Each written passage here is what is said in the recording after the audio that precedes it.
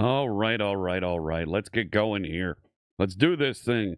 Where is it? It's one of these buttons. I think it's this one. I think it's this one.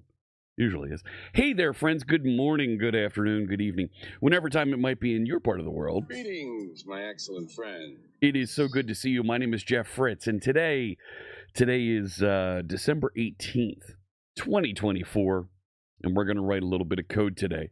How you doing there, chat room? We're broadcasting live on Twitch and YouTube. And let me dial in a little bit over here. There we go. We're broadcasting live. Lots of folks here early, getting us started. Let me say hello to Noel Sheffo, Robson Previato, good morning. Reg 9K with a big wave also. Happy time zone to Napalm. Minoj, good morning to you. Chris Jones is here. Hello. Surly Dev, good afternoon to you. Trying the hat command while I wasn't on camera.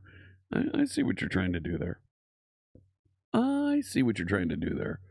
Let's try this. And it's going to tell you what hat I'm wearing. Atari Old School Gamers. There you go. Hey, VVG Online. Hello. Getting some coffee started here. We continue our daily run, building, writing code together. And yesterday, we wrapped up stream. We were talking about getting some help from the large language models from AI to help translate some of the text on the SharpSite website. And it was starting to work. I spent some time off stream yesterday, kind of putting the finishing touches on it. And I think it worked really well. I want to share with you what I have there. We've got a handful of pull requests that some of you out there have contributed to SharpSite. We'll take a look at those today, and we're going to do a little bit of refactoring of the website and get ready to build some more admin features into SharpSite, into our content management system that we're building here. So let me put a project command into chat. Let's see. Improving AI for SharpSite and adding features. I don't know. That sounds good enough. And I'll just put the link to GitHub.com, Fritz and Friends, SharpSite. There we go. There's the project command in chat, and I will pin it to the top of chat for folks on Twitch. Of course, if you're watching on YouTube, it's in the description just below. You can find a link to all the source code for SharpSite. This is not a sit back and watch and just learn a little bit of what's going on as Fritz is writing code stream. This is your chance to participate. All of the source code is freely available. Well, and then you can download it, you can read it, you can follow along if you'd like. I really encourage you, go check out that repository, star it, follow it, whatever it is that you want to do so that you can follow along with what we're doing here. This is absolutely a full participation stream where I'm going to talk to chat, and then we're going to build stuff, and then we're going to ship stuff, and then we're going to build some more stuff. So, and evidently the chat's having a good time playing with the sound effects. Oh, friends. Yeah, you're... We're having a good time already, I can tell. Let me say hello to some more folks there. How you doing, Unesco? Eddie Dre. Huge congrats. Big shout out to Eddie there. It's already scrolled off the top of the screen. Eddie built a bot that's used by a number of other streamers and got a chance to help out with the folks at St. Jude with a major promotion. I don't want to name drop, but with a major promotion with a large streamer. Huge congratulations.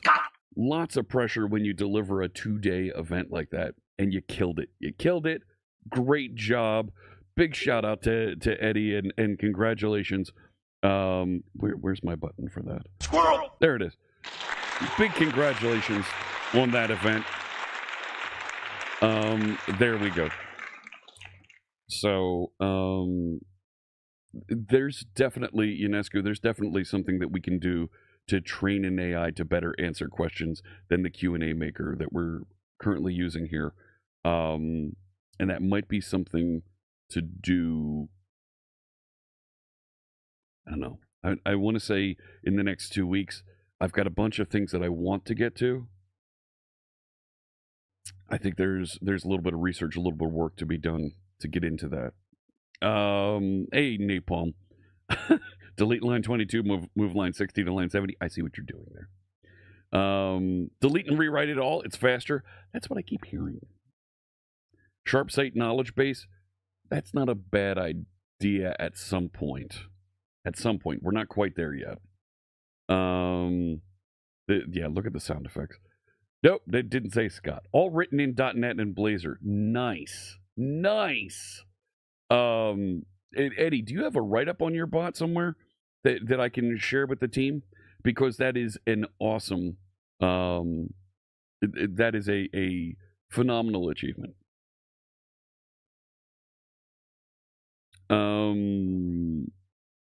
So let me head over. Let me show you what I've got. This is where I need a little bit of your help, chat.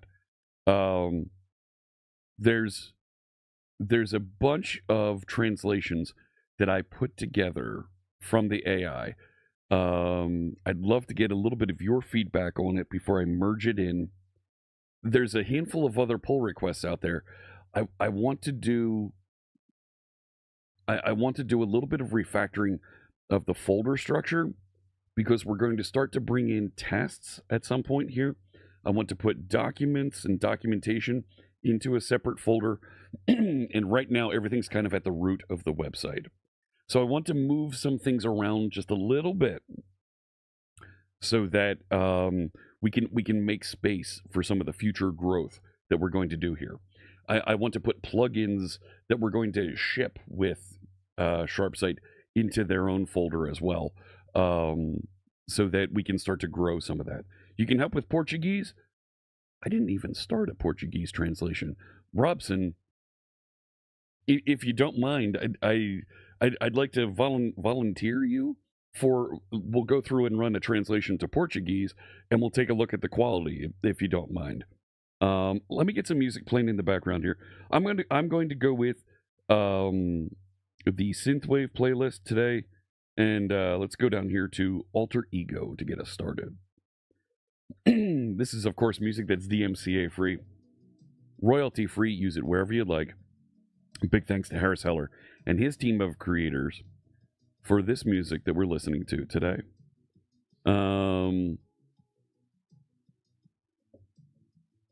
If you have a website, if you have any kind of material that you might have, Eddie, that we can share over to the folks on the Blazor team, they'd be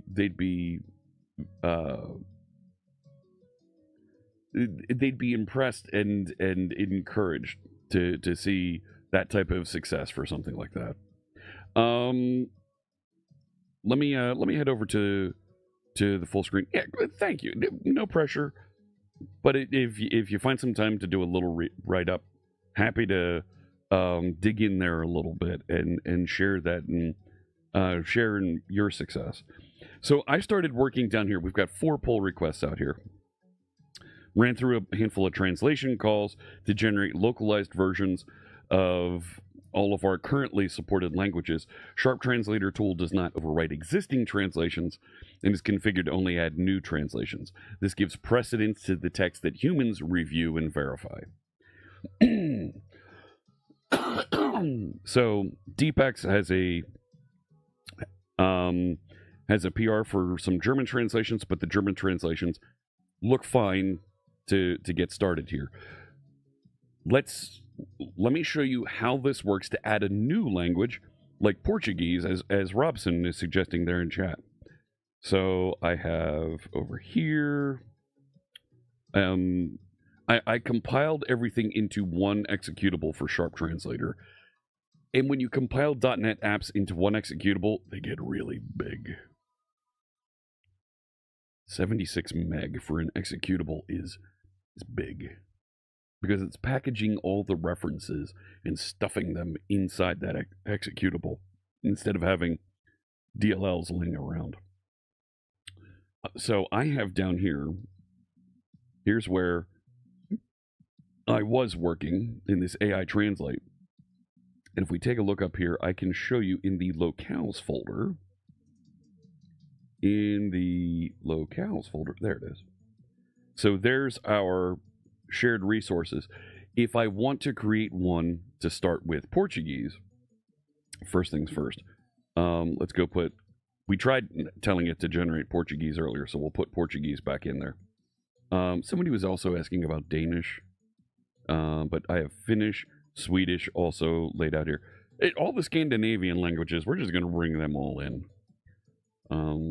We're big out there on the peninsula, so Norway, Sweden, Finland, Denmark, all four of you, come on in. The water's fine.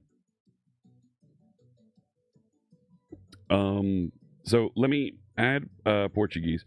I can't add. Can I add a regex? Is there a new regex file in here? Right. If I do Control Shift, no.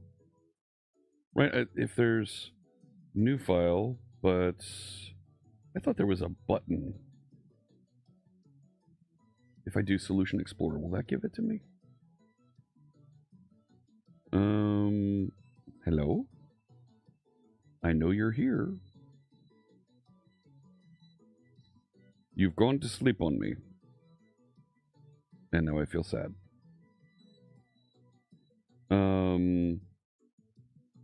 I thought it was Control, right? Control Shift. Huh? No.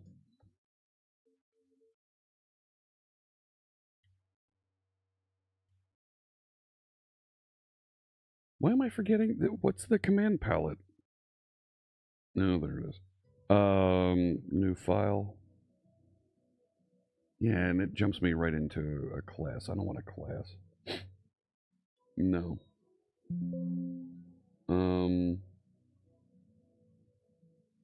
This isn't showing me anything. That.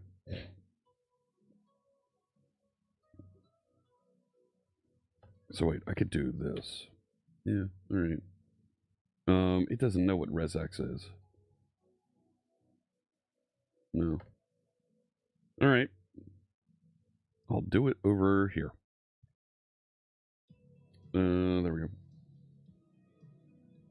So I need to create a resource file to get it started for us to have some content to build out. Maybe that's a feature we can put in here. I'm going to add new item. A feature to put into Sharp Translator. Yep. Give me a regex file. There it is. No. No. Right here.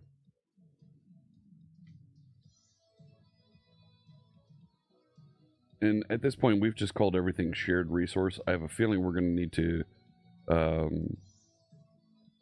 rename these, separate them out a little bit. All right, so there's shared resource PT, and it's not even showing up in the list here yet.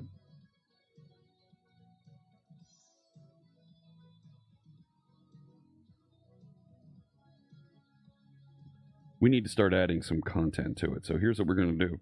Check this out. So I'll go back. Sharp Translator. We're going to go grab the English versions, and we're going to put it into, there's where I did the Spanish versions. We're going to put it into the Portuguese versions.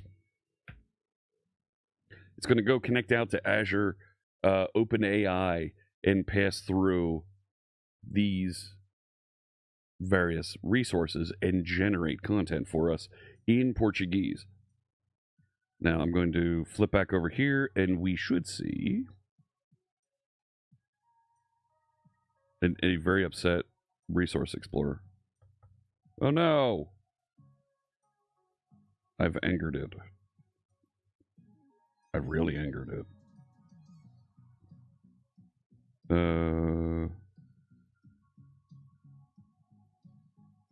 Visual Studio, it's time to stop. think I've gone too far.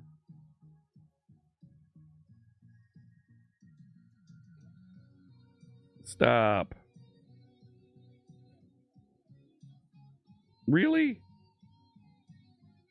You won't even stop when I ask nicely?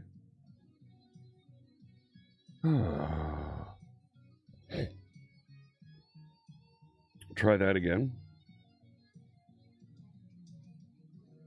Yeah. Pardon me while I eat all the RAM. And Resource Explorer, come on now, it should find. I need to go update the neutral content, but why don't I see the Portuguese?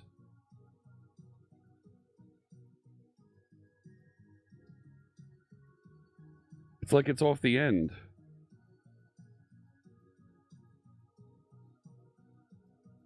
And it won't scroll over that far because I also don't see there's Swahili and there's Swahili right there. Really?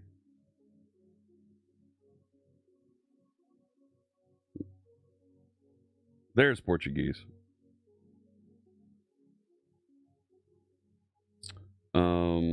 Can we move these? So there's the Portuguese, there's the English. I need to update a couple of these other ones.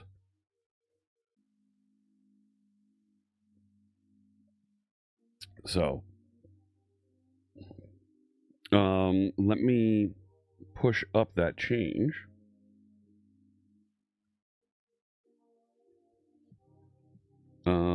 Yep.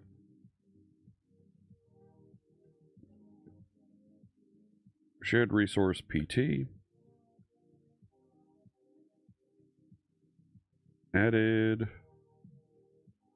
Portuguese. And now those are here in the pull request.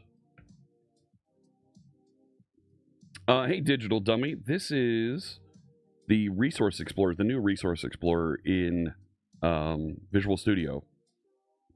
And it's showing some of these translations that we've been generating or folks have contributed. So I didn't have anybody to contribute Portuguese translations here up to this point. So our little tool that we built, Sharp Translator, goes out and for each one of these values requests a translation in the language that we specify. And let's generate a first pass. Now we can have some humans who come back and say, that's not quite the right translation for that. Tweak some of these values and improve the quality of SharpSight. The benefit that we're going to see of this is when we go back and start to do translations of, we need to translate all the security pages. We're going to add a whole bunch of resources for the security pages and the various blocks of text that are in there. And there'll be a massive push to get all of these languages translated. Well, if I can get ChatGPT to generate some pretty good translations for us to start, that gets us at a good place. Subscribed for 39 months. With the good resub. Morning, good afternoon, good evening, whatever time it is in your part of the world. How are you doing, Jeff? I'm doing great, Mythin. Thank you so much. 39 months. Thank you so much for the resub. Hey, C Sharp Titan, we're doing well. Hope you're having a good evening there in Melbourne. So, let me fill in a couple of these that are missing on the neutral values. So I'm going to bring the English versions over here as well. I'm just going to copy and wow, you really, right? And it looks like this one is missing. just take a quick peek.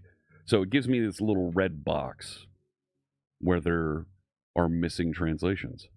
So I will push up the missing shared translation there. Wait, no. Adding missing neutral translation. So there you go.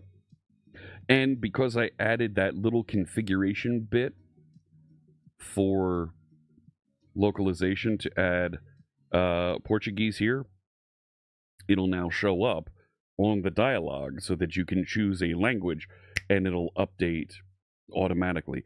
Or additionally, if you browse to a SharpSite enabled website and you have one of the languages we supported, it will automatically translate the website for you. This is being merged into the main branch. So that pull request that I linked just a little bit ago, there you go. That one will take you and will show you exactly the change here. So you can click into the files changed. And no, I wanted. See, I wish there was a way you could jump right to a specific file. Like here, take me to the .pt. There it is. Right? And be able to see, here's some of these descriptions. But let me show you how it shows up now on the website. So I'll click into the website, and now Portuguese is down here. So if we go into some of the site admin, and we click over there, now, nope, you don't need to do the translation. So you can see some of the places where we have to do some additional translation here. And we've made this process a lot easier to get some, what I hope, and this is where I'm looking for a little bit of validation, right? What I hope are some good enough translations, right? So take a look, let me know. We've got to put some icons over here for some of these things, but it has complete translations for things that we do have translatable in Bulgarian, Catalan, German. I don't know this language. Spanish, French, Italian, Dutch, right? Dutch. And then there's the Portuguese, and now Swahili over here as well. Some of those translations look a little wordy to get good human validation. Yeah, potentially. Klingon? No, I don't have it. One Sun Setting. Hello, welcome. Ads are starting in about 45 seconds here. So, part of me thinks that I should do translations of these in their native language. And we're going to, as the language chooser continues to grow here, we probably want to turn this into a drop-down box. Because, just to make it a little bit clearer, easier to go through. Mythin has a question regarding the repository. I forked the main branch, however, every version has its own branch, which is understandable. So what would be a good practice to fork that new branch? Just do an upstream on the new branch, or how does it work? Let's talk about that in just a second here. Great question. We should probably put that into the contributing as a little bit of advisory, on how to do that for Nitro Evil 32 months. Hello. Thank you so much for the support, my friend. Thank you. So, and we're still, we don't have a good theme here. We're not, we haven't, we've got a ways to go till we've got something that is really a good deployable. We're at a minimum viable, yeah, it'll work. You can kind of force it to work and put in your own theme and thing. And for somebody who's technical, this will work. For our goals of making this easy to use, we need to get a setup, first install experience built and delivered here. And then we'll have something nice to run with that. With respect, Robson, and do you have any initial feedback on the translations that you see in the pull request over here? Do they look legit? Do they look okay? I particularly find it interesting the about page. That looks. You'll take a look. Okay. So, and there's another translation over there, update German that was shared. There we go. Get the gunners on. Let me back up here in the pull requests. There's that one. Here from DJ Deepex, updated them until solution to 83. What's the other comment here? Consistency of line endings. Seems a comparison of resx files shows the whole file updated.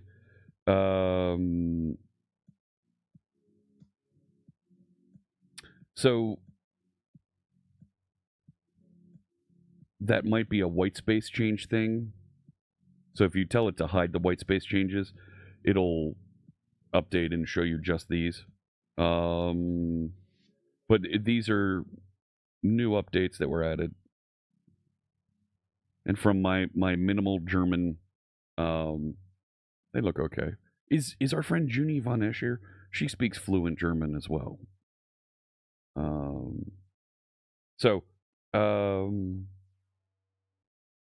Right, these, if I turn on show white space, yeah, it does mark the whole file. It shouldn't be. It's not updating. No, it is writing the file. Looks good.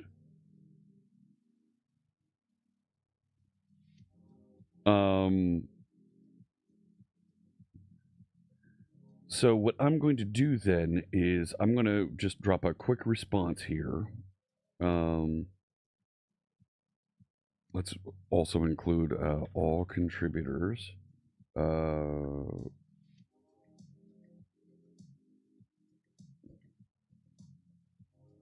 For translations.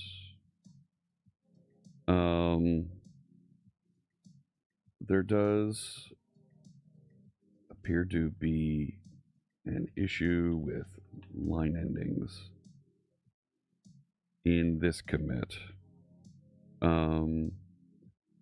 You can tell GitHub to ignore white space, and it will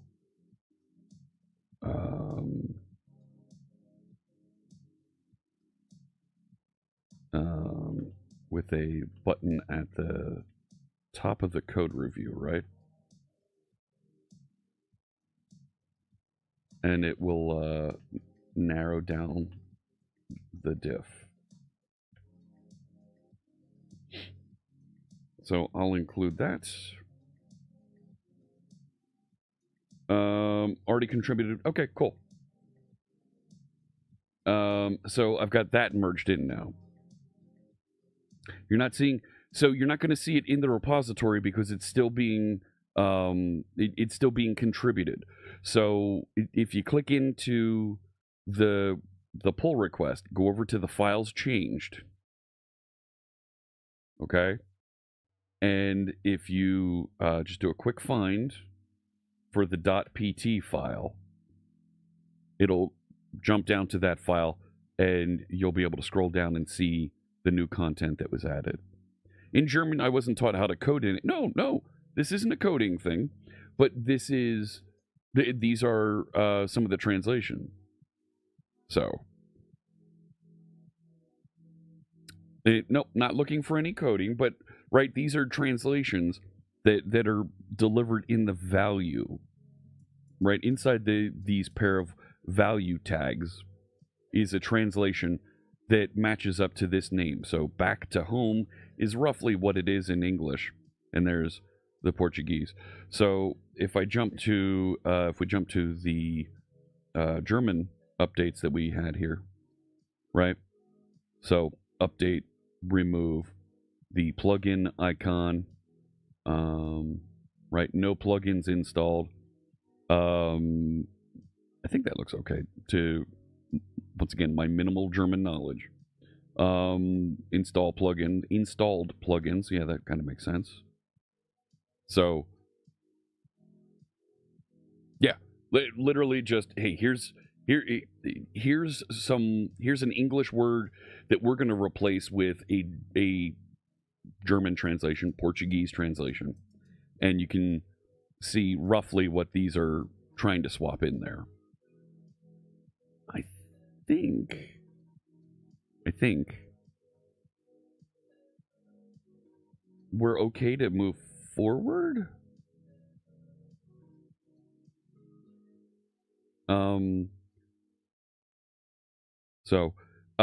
We've also got some work that was started on accessibility by DGen1. Updated package and removed unnecessary imports. I shouldn't have started the 05 stream block here yet because I want to move some of these folders around, and it's going to create a little bit of havoc with some of these pull requests. So what I'd like to do, I'd like to emulate, and I'm giving just a few minutes for our friends to take a look at some of those translations. I'd like to emulate how the eShop repository has content laid out. So I don't think we need all of these folders. Let me start there. Hey, there's Aaron. So I'm in a fantasy football league with Aaron. Do you know the fantasy football, friends? Are you familiar with fantasy football? From the .NET Aspire team, formerly .NET Maui team, Maddie Montequilla is in the #1 seed in our league for the playoffs, and I'm the #6 seed, and I won the first round last week. I'm playing Maddie this week in fantasy football. There's going to be some trash talking going on between between us. Just resubscribed for 54 months. Good morning, sir. Good morning, Sean. Thank you so much. Really appreciate the support. 54 months is phenomenal. Do they finally have an update on Patrick Mahomes, quarterback for the Kansas City Chiefs? Last I heard, it was kind of, well, we're not sure if he's going to start yet, but they have to declare his availability sooner than later. And I don't see anything yet. I don't see an injury report just yet on him.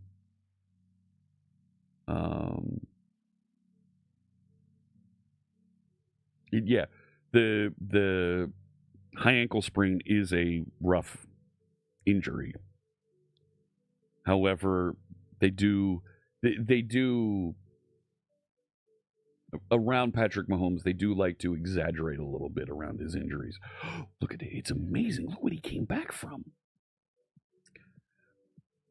I wasn't sure if this was a prank or not. Suspension of the officials from the Penn State-Oregon game. Tell me more about that. Do you have a link? You don't watch football, but watching the synergy between him and Kelsey was amazing. Yes.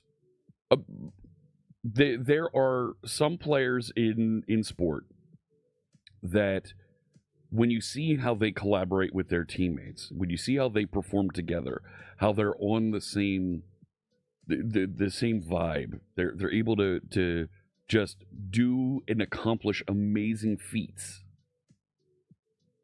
Much respect. Even if you're on a rival club, much respect from me. I felt this way about Emmitt Smith, running back for I'm going to say their team name, for the Dallas Cowboys back in the 90s.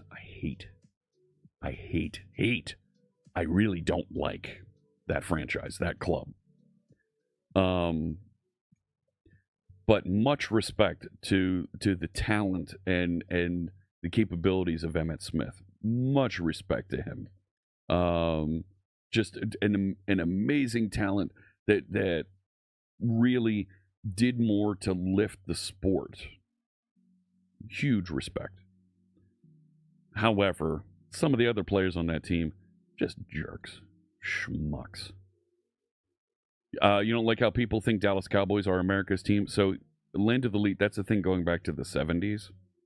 In the 1970s, when there were only 3-4 channels on American television, like national networks, that was it.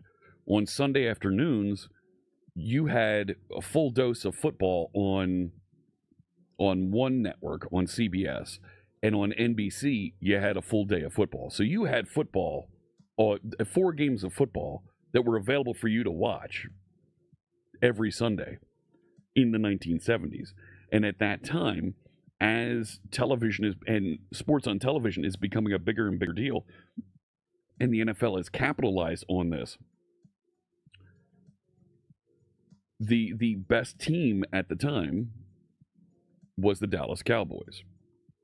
So they were on TV every week nationally. Like, if you didn't have a local team that was playing at the same time and you were getting their broadcast, you were getting the Dallas Cowboys. And everybody, because everybody was watching them and you saw them week in, week out playing, they became America's team just because they were always on TV. So they got that nickname in the 70s, and it's just stuck. They aren't really America's team, the favored team in the nation. They aren't. Not now. But they still have that nickname. It feels like Mahomes and Kelsey are like this generation's Michael Jordan and Scottie Pippen.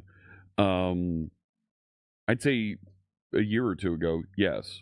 Not right now. Jason Kelsey hasn't been involved in that offense as much as the other folks. But that's because the defenses are learning how to cover and double up on Travis Kelsey and go after and it opens up the other players on the team. The only thing you're finding from a legit news source is that those officials won't be doing this weekend's game. Yeah, I wasn't sure. I thought that was like a post from The Onion type of thing. Yes, Refrigerator Perry. Mm-hmm. You want the Dolphins to win the Super Bowl again? I think it's going to be a while. Until they get rid of Tua, it's going to be a while there. All right, so this is the kind of format that I want to update the folder structure to emulate. So that we have, these are build scripts. I don't need build scripts yet. End-to-end testing, this is Playwright, starting up and actually exercising part of the application. These are images that are used in the presentation of documents and content here in the README. This is the actual source. These are the unit tests that are built to exercise the source. So we don't have test, we don't have end-to-end yet, but I'd like to start moving in this direction. Maybe we do this after 05. You see 2 places to do a little change. Let me see what we got here. I'm going to mark this as milestone. I don't have a 06 yet. I don't have a way to create a milestone from here.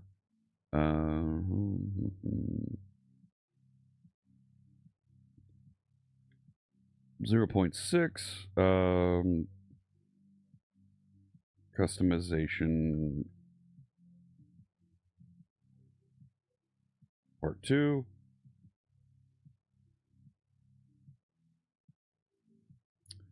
And I'm just going to back up, take this, and assign it to that milestone. And it'll be the first thing we do after we close out 5. We go through and we update this.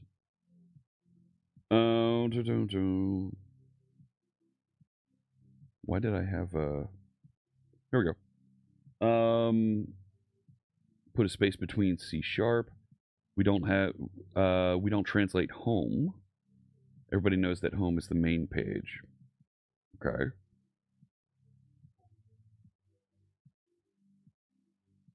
Change to Pagina Principal instead of Casa. Casa, okay, I get it. That is weird. Is there like a main page that we could, right? Does that make sense as a translation? To use there.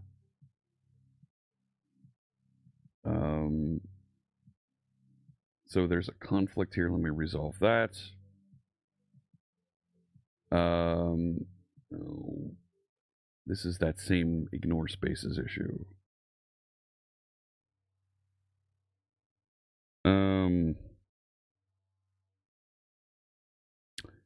You make me sad.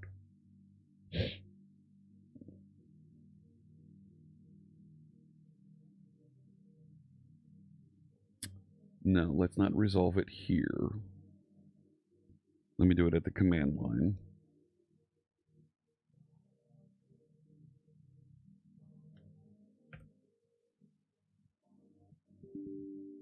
And yes. So now it was this one. Oh, look, and it's showing me the same viewer. That's nice. You're not going to show me that collision? Yeah, I want the text editor. And it's not showing me the collision. What happened there?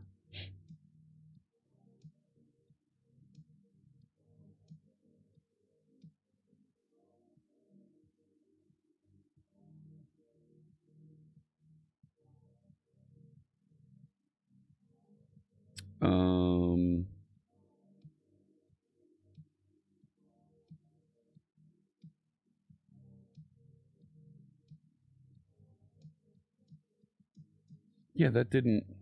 try the new merge experience. Okay.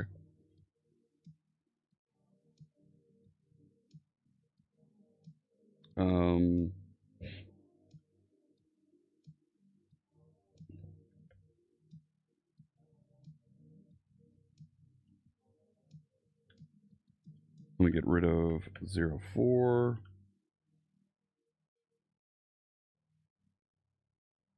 C# Fritz test.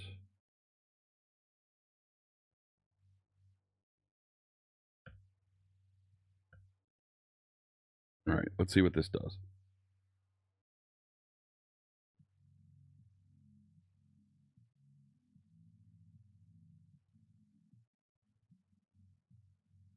No. I don't see what's new about this. And it doesn't give me a way to say ignore spaces.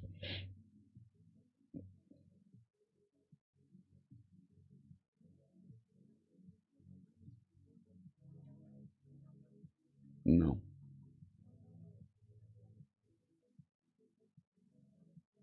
Well, that's annoying.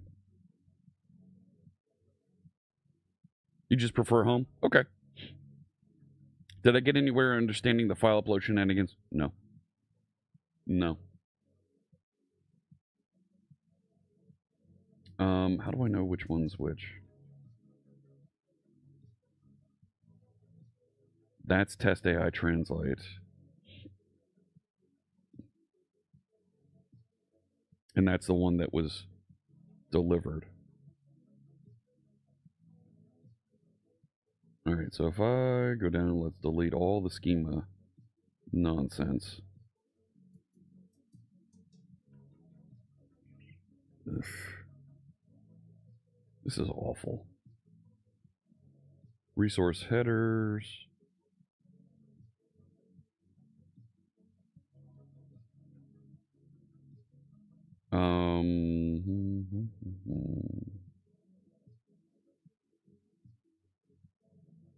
It was like the last handful.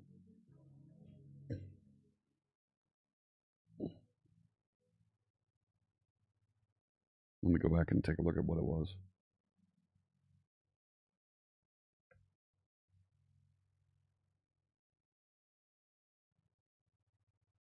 Hey, Mix Max.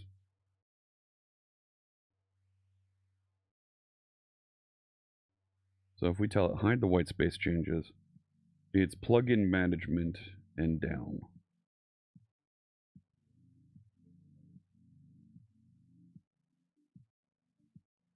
So from here up.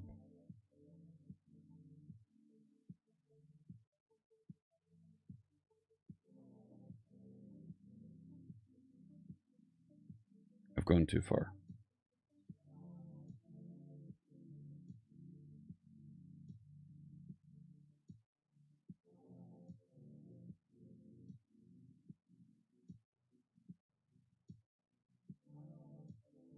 Where is it?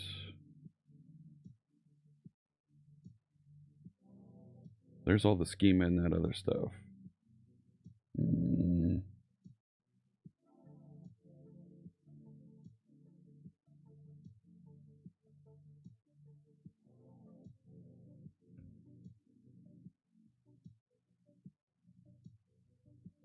So I'm going all the way down here to plugin management. Okay. And I'm going to delete that. What a pain in the neck. And I'll get rid of this.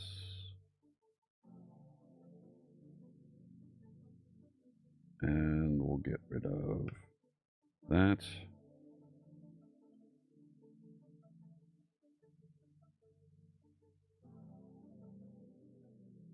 We'll see how this builds.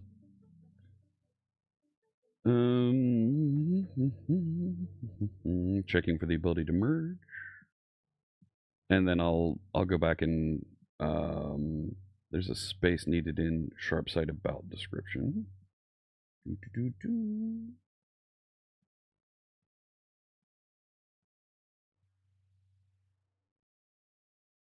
Here. I think you mean remove that space? It put a space between C and sharp. Yeah, there we go.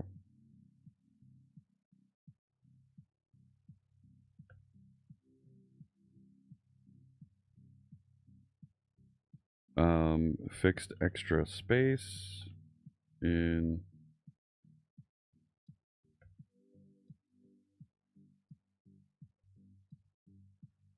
no.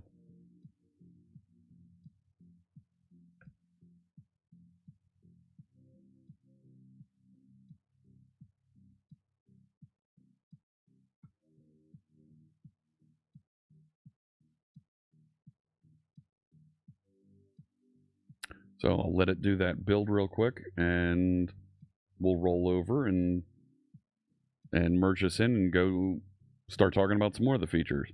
You need to revisit the cost of OpenAI in Azure. So I'm not using Cognitive Services. I just installed an OpenAI.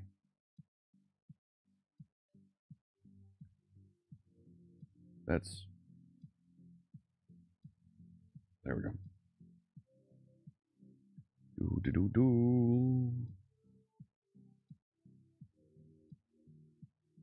So I'm doing, right, I have just AI services.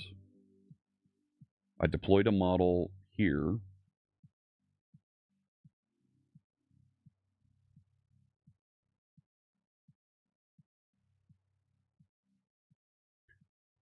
$0.03 so far.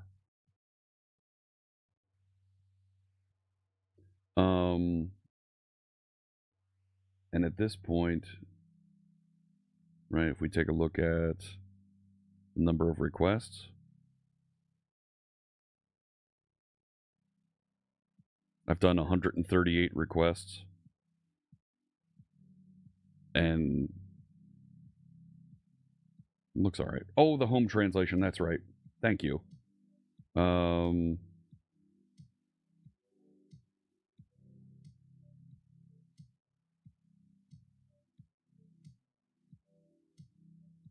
Here.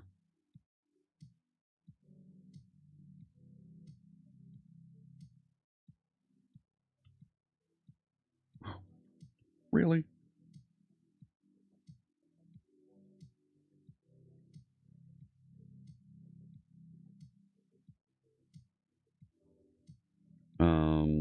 Reverted PT translation of home. How did we do on that? Looks good. Okay. Push that. That'll do one more build. And I can merge it. Right, and I'm generating, all I'm doing is generating translations and caching them. I'm not hitting it and asking it to do a whole bunch of work, right?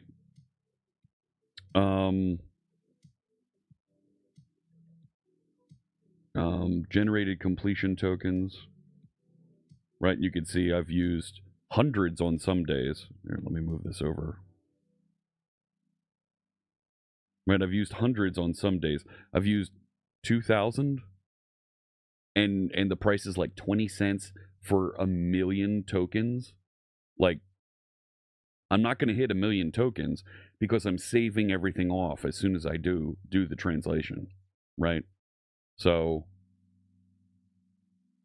and I'm not retraining and caching and having a customized model out here running, right? If I did have a customized model out here running, it would be additional cost, but I'm not doing that. So let's put those in. Now I'm merging these into the main branch because I think they're ready. And we'll do a little bit more. I want to do just a little bit more tweaking on how the translator app works.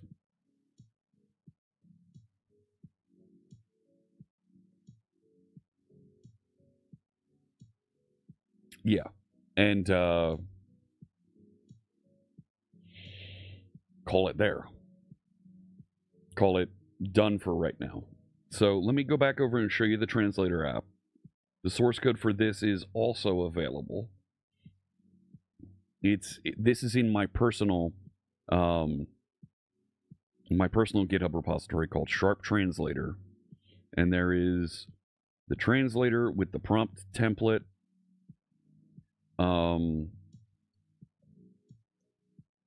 So we can, right, if there's comments inside of the English resource file, because that's where I'm translating from the English resource file, it will pass that along as this little bit of context here, so that it knows a little bit better where that's located for that translation.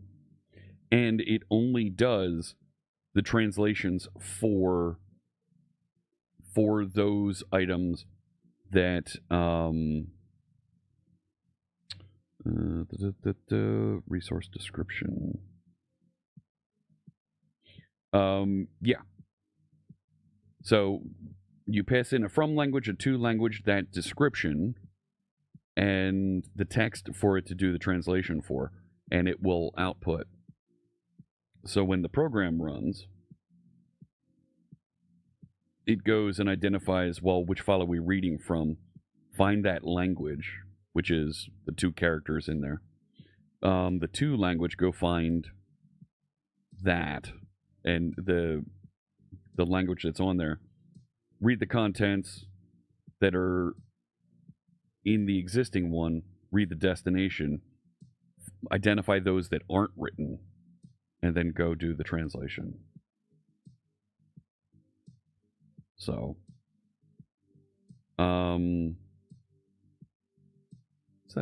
what's the third resource description? Codebase Alpha just resubscribed for 8 months.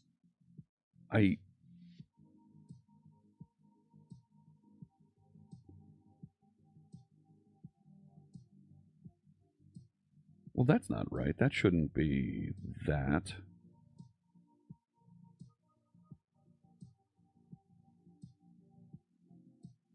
That should be resource dot comment. Yeah. Now I feel like it's not accurate, but thank you so much for the support. 8 months with us. Much appreciate. Thank you. Thank you. I want to add a little override in here that if there is no to file provided, it'll go and identify and say, all right, I'm going to translate into all the files.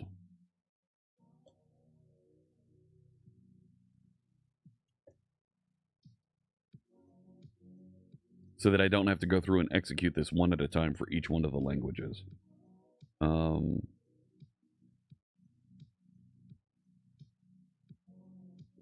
So let me take this and let's, yep.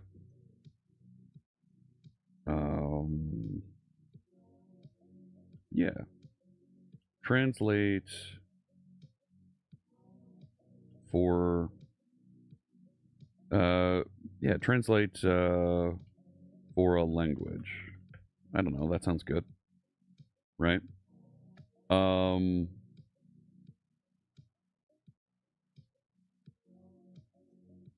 That's not what I'm going to do.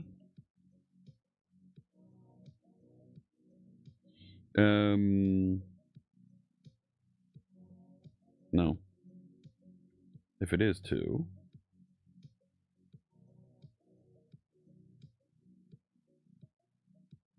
no. Why don't you like that?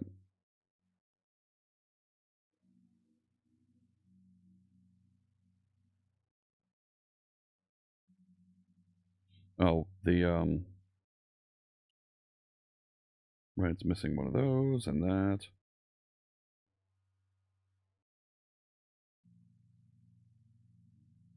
And this, I'll just...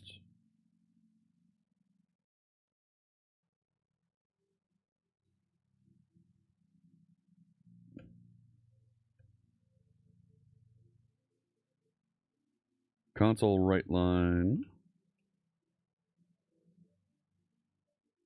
Translating. Yep, to all languages. Yeah.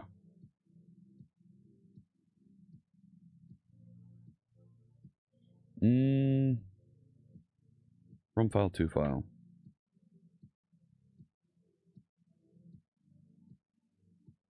Yeah. Why does that AI prompt text contain some short explain? Why does it?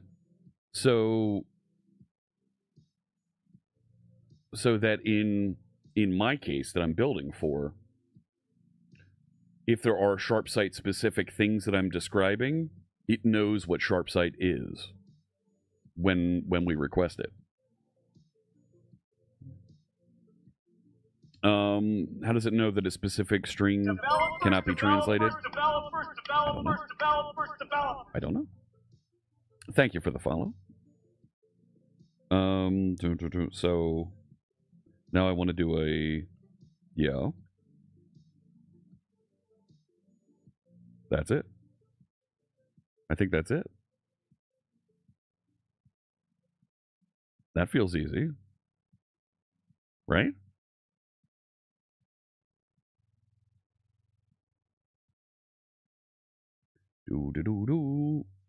Oh, well, yeah, it's not going to. told it to run.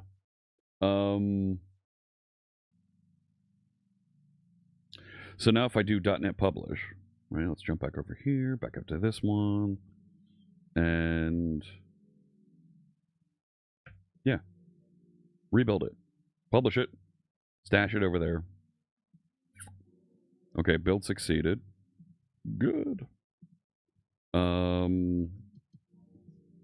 Copy.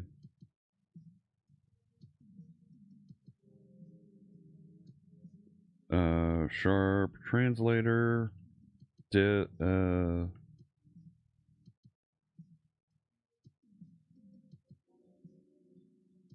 Sharp translator exe. Okay. So now if I say Sharp translator shared resource en, no updates.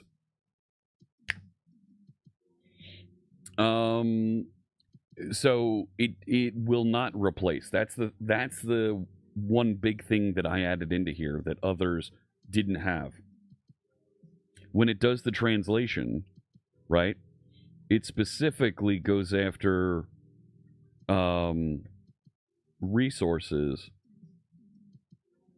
where they don't exist in the other location. So updates that we've put in, it's not going to go and attempt to translate and replace those.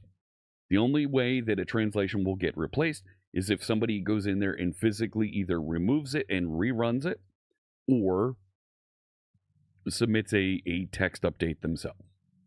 That way our subject matter experts that do provide those human corrected versions of translations, those take precedence.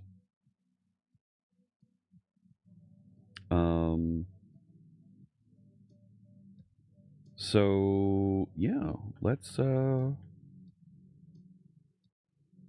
version updates complete. So Sharp Translator, for my current capabilities and needs, works. I'd like to get it into part of the process so that for a version for a version branch, and we started creating the version 05 branch out here to be our working area. For this version branch, as pull requests enter it, do the translation for any missing resources as the pull requests come in, and include those as additional pull requests that say, here's the translations. Hey, President, not sure. Oh, come on. It got this hat just a little bit ago.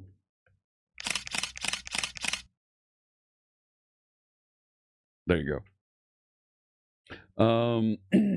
So I feel pretty good about that, and it's only hitting the AI, right, when it has resources that we don't know what they are and we need to go and translate. So that last time that I ran it here, and I said, hey, we're gonna translate from English to all languages. All languages had entries, so it didn't do any translations. Didn't reach out to it all. Can a resx file contain some extra info if the translation is AI generated or user given?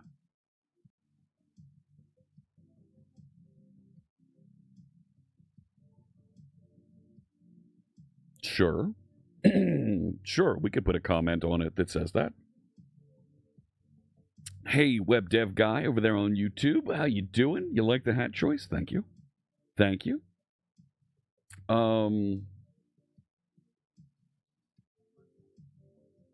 Like, we could certainly add a comment.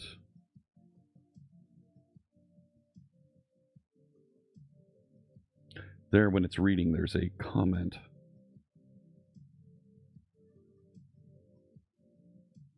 Right, so, I mean,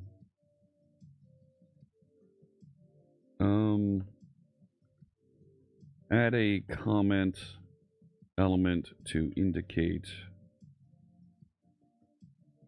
that this is an AI generated translation. Yeah, go ahead.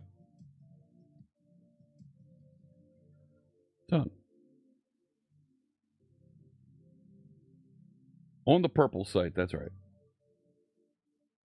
So, I mean, next time this runs, we'll get those comments added. They're not in the current block. And I suppose I could read for a forced argument, right? Say, hey, force a translation for everything.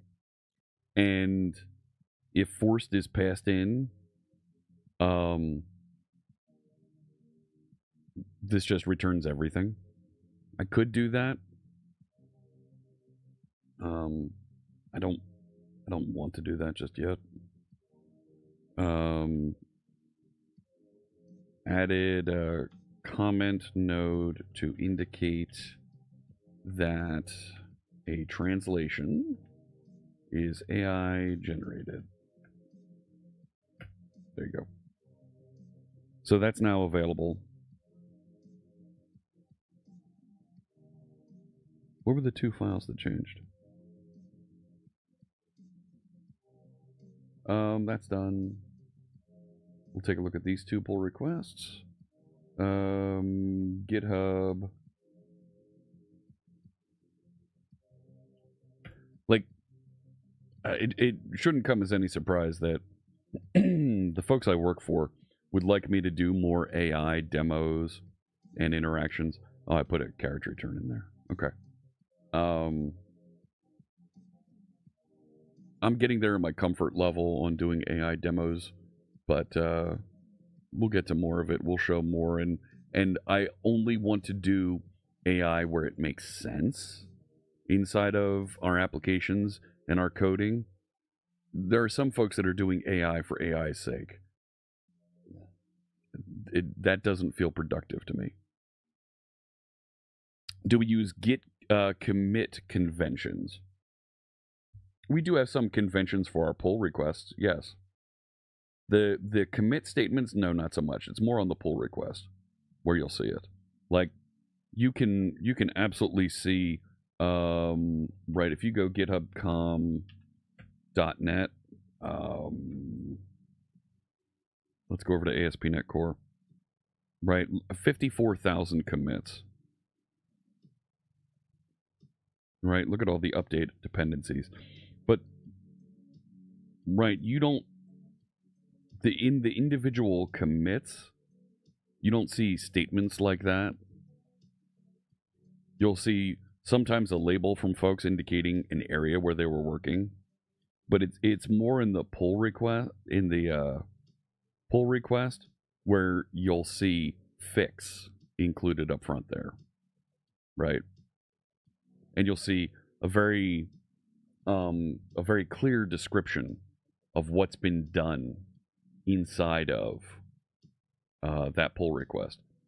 This description fixes this, does this, blah blah. And you will absolutely see that there are engineering leaders that review, and they use labels extensively to make it clear exactly what they're working on. So, but for commits, not so much. Can I try to generate finished language resx file? Sure, ice cream stick model. Happy to run that real quick. So, right, maybe that's something that we can get added to the mix here. Is the ability to do to add new languages and generate a empty resx file. So let me add finish into the collection here, and I'll add a locale. Right, so I can do Control-Shift-A, and we're going to look for resource. There it is. And the naming for this is shared resource Right, and it's FI.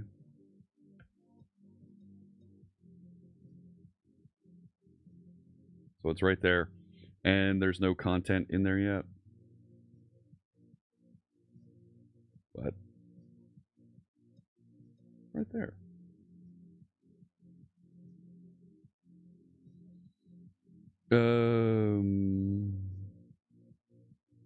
There they are. Interesting. There's the neutral. What?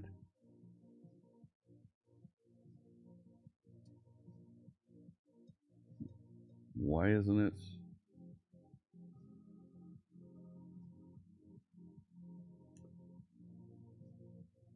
Is that working? You're welcome, Algebra. Hey, Magisker. Hello.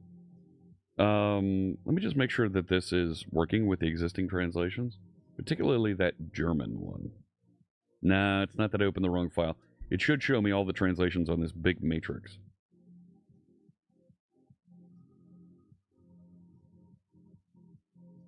Let's just make sure that this is okay.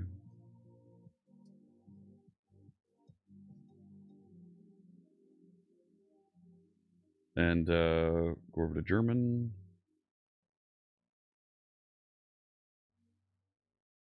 I think it's okay. No. German. Yeah, that's working. It's flipping back where it was holding the language before.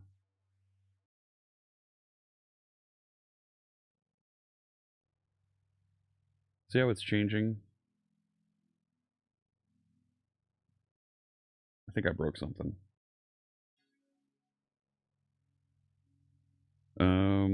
Up here, you can go away.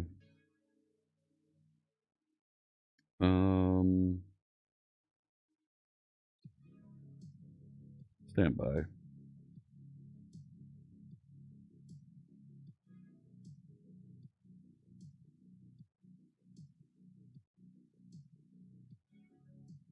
Okay, that looks like it went just fine.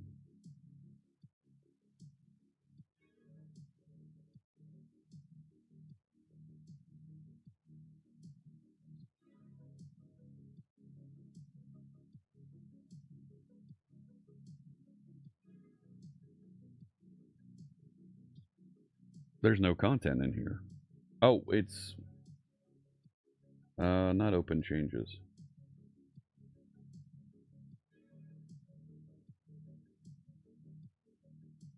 What?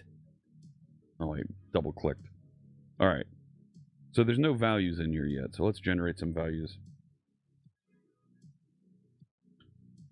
So if I were to just say, go translate to all languages, it's going to find, and there it goes with the Finnish translations. It should be saving that preference as a cookie. So now I have those translations. Tell it to restart.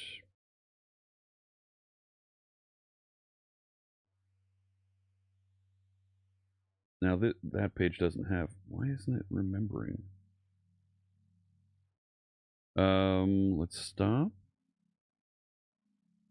Start the website.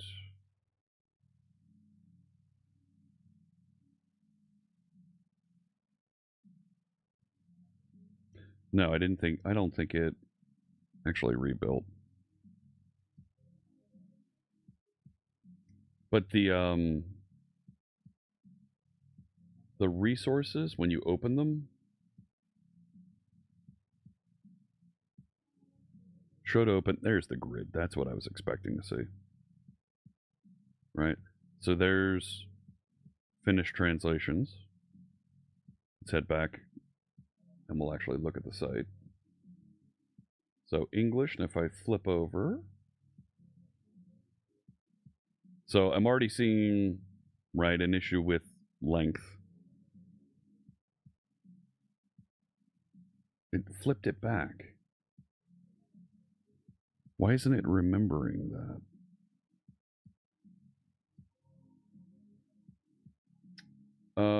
Let me do this. Let me log out.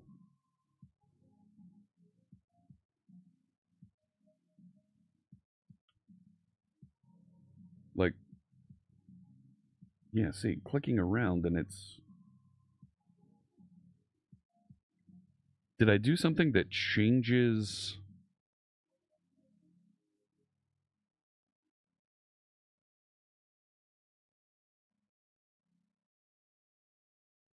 Or is that just my browser? It could be my browser.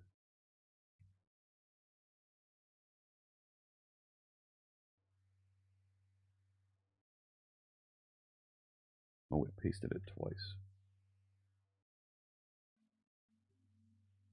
And if I change it... Yeah, it remembers it. I think it's something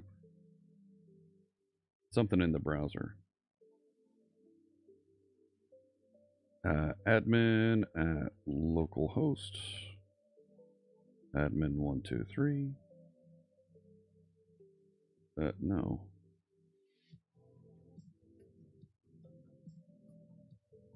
Yep.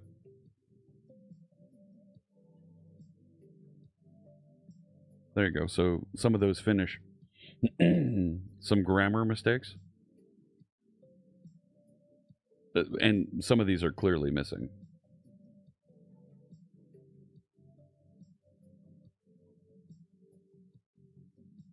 So if I were to take this and let's go to everybody's favorite translation website. No, not Spanish.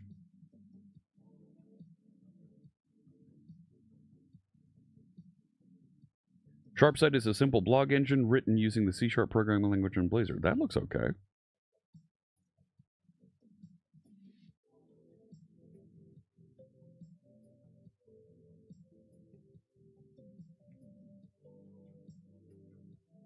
And I'm just picking one or two of these about working with Sharpsite. Okay. That's not bad. I don't mind that.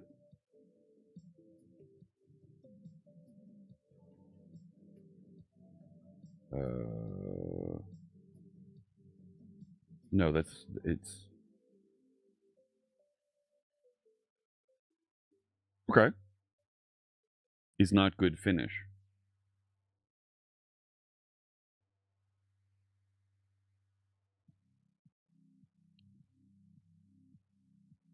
And this is where having humans do a second pass and verify an update, not bad. You've been working on .NET MAUI with Blazor Assembly and Angular, but I haven't been able to get it to work because the pre-built is triggered 5 times, causing the files to be locked.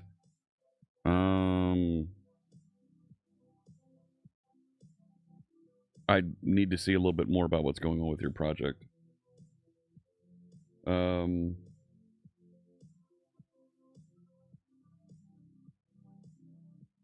Okay. Like I need to take a guess with these with translations because there aren't dedicated folks doing translations and are going to pick up and be able to do them immediately. To put together a set of initial attempts and allow folks to come back and tune and tweak them, I think is acceptable for an open source project. For a paid product, yeah, they better be right. But some of these things we're going to need to figure out how to improve the way that appears. So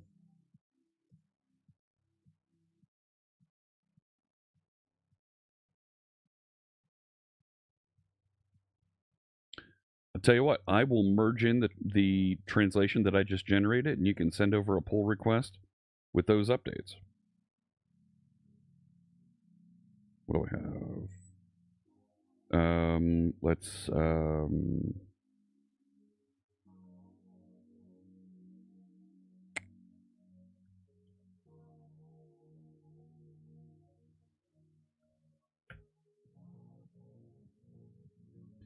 we'll do that.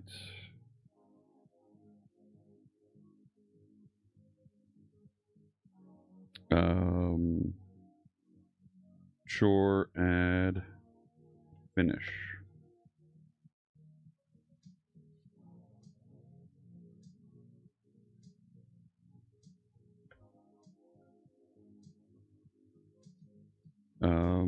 Generated. Finish. Translations. Right, and if we look over here in the Resource Explorer, why is it saying there's things missing there in these other languages?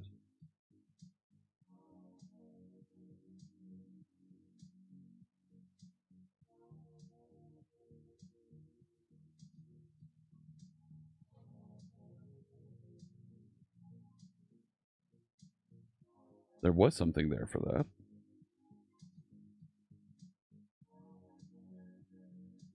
Now there's...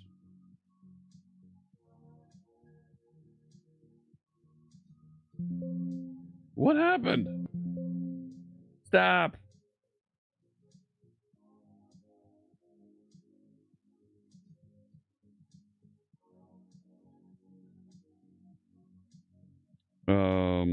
Oh, you know what? I didn't pull in the upstream.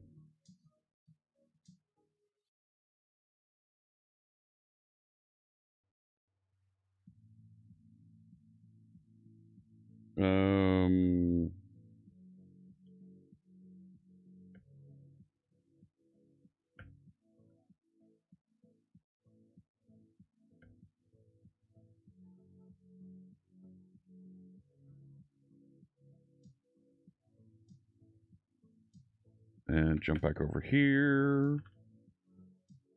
Merge that. There we go. And we'll take a look at these in just a second. Ba-ba.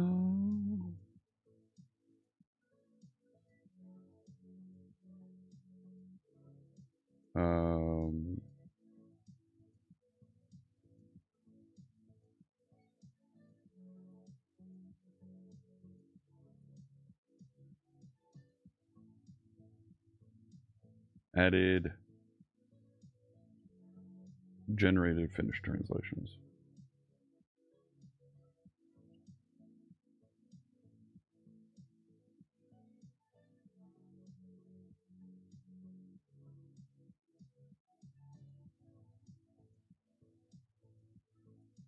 Cool.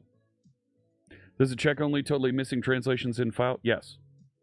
Well, when it does the inspection, and you can see this in the source code,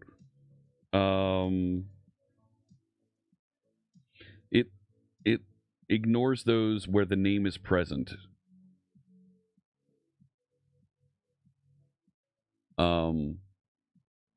None of these should have an empty string.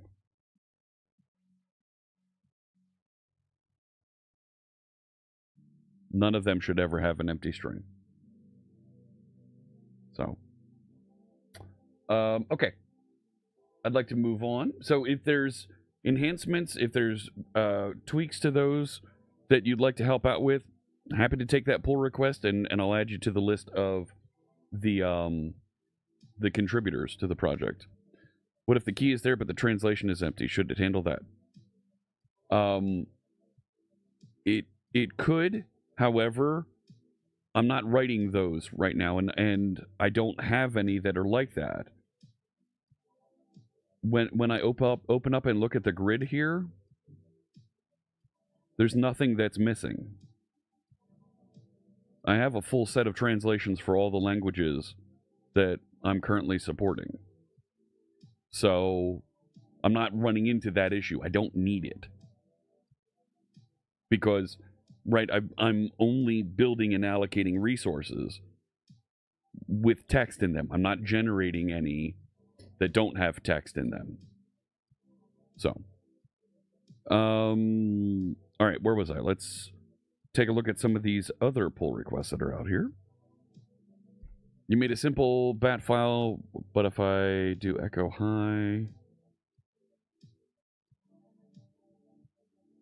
it executes it 5 times.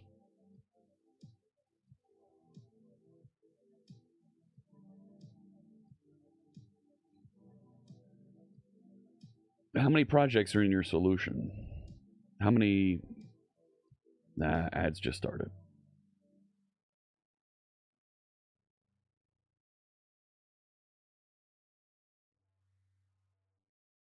Like, before build happens a couple times during a build process. So that might be the reason for it. I don't know the answer to work around it. I'm not an expert in working with the build language stuff. I would, just to try and get you a quick answer here, add a build step to C# project to run a batch file. Should be able to ask Copilot to do this. No. Sure, here in a post event. And you don't give me any sample code.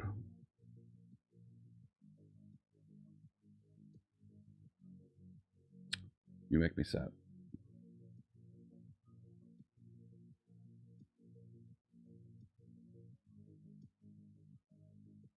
Target name pre-build before targets, pre-build event.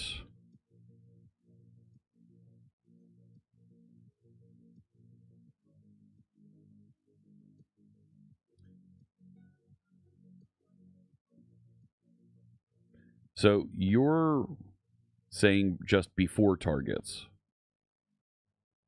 And your before targets is before build. Try changing it to pre-build event.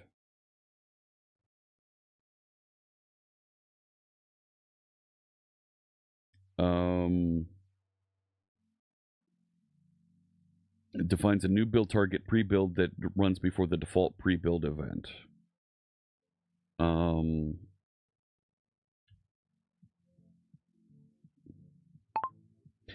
Can you give me the references for where you learned about the pre-build event target?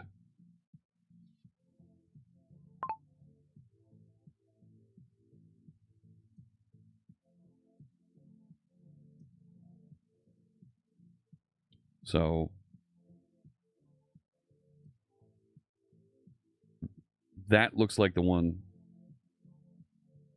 The code came from ChatGPT. All right, it's almost the same thing.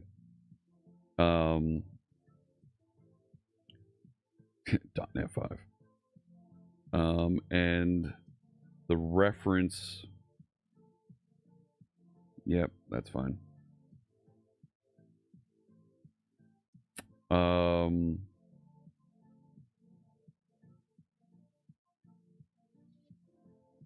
Use before and after targets.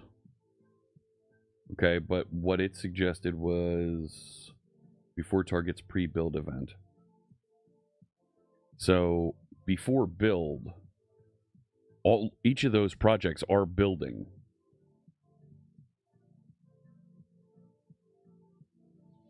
Extending depends on, and it's suggesting pre-build event. Pre-build event isn't in there.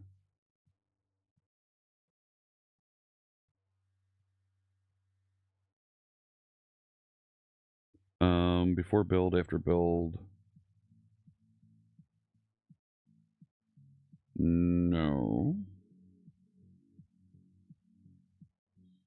The before build and after build targets are already defined in comments at the end of most project files, allowing you to easily add pre and post build events.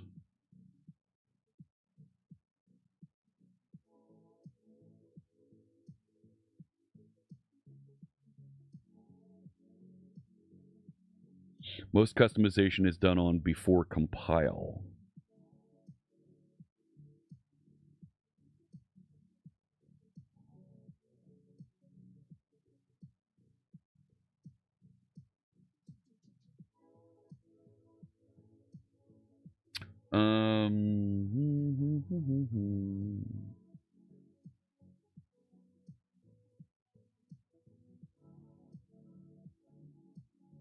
Yeah, why is it executing it so many times?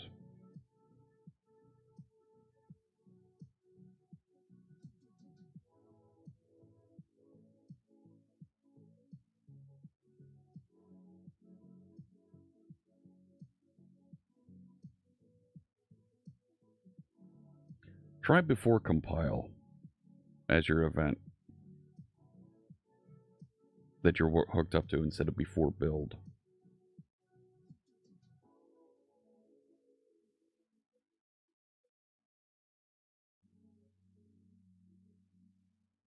Right, before build, it happens before everything else in the build. So it might be evaluating whether it's time to build this next and find out that it's dependent on something else. Stop, go build that other thing, come back, and now it goes and does it again. I don't know the specifics of how it works. Same result. I don't know what to tell you. That feels weird, but it feels like it's the wrong event.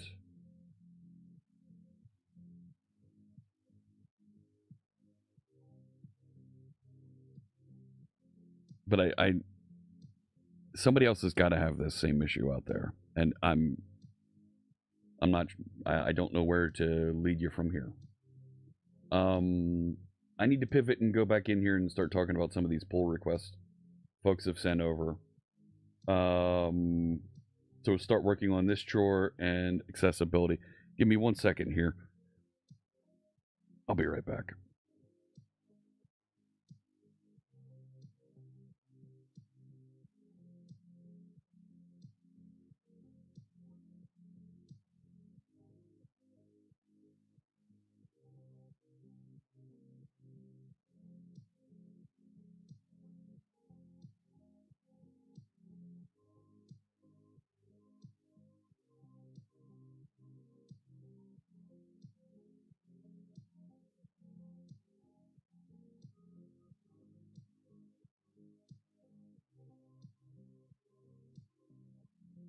Yeah, sorry about that. You've gone through the couple things that I would look at. I'd be searching for somebody who has the same thing there. Sorry. All right.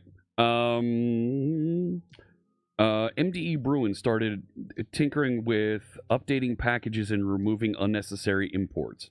So this is a chore we should be doing regularly as we're building and putting together content here. So there's an update to the latest version of MarkDig. Extensions hosting. Why is that being added?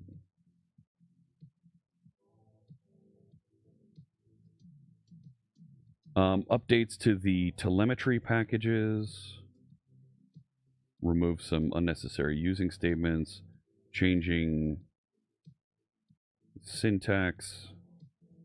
Package lock files being updated. Don't need to see those.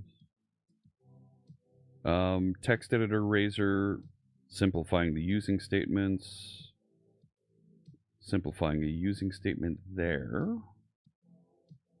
Removing some using statements, okay. Yep. Simplifying.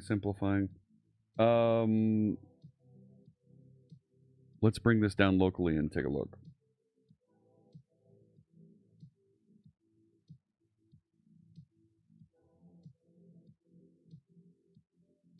Head over here. Did I merge? Did I merge the finished stuff? I can't remember. I must have. All right. Let me jump back over to main. Orange.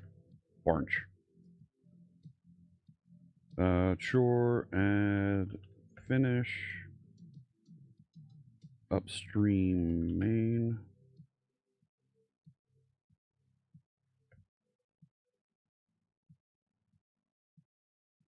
All right, let's jump over to our working feature branch.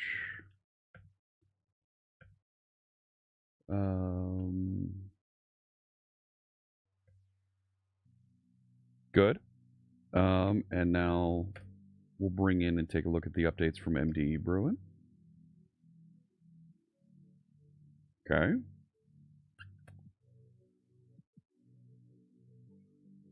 Make sure that this works. And if everything works, we'll get it merged. Close out the chore item and move on. Is there any real benefit of removing usings? It helps with the compile time. If you have lots of extra usings around, it helps with that. But it's not a major thing.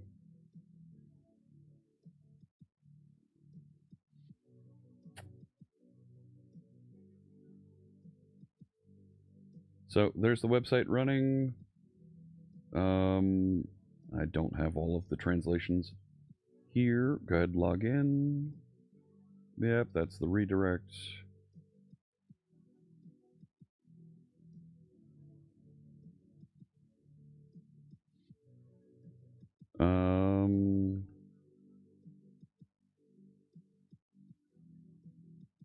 This is another page in the site.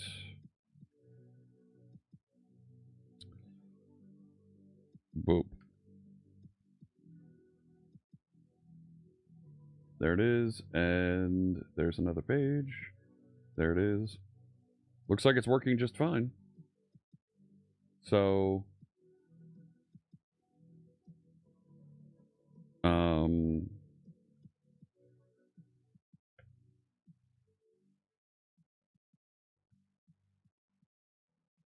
I didn't stop it. Let's see, where'd it go? MDE Bruin 93.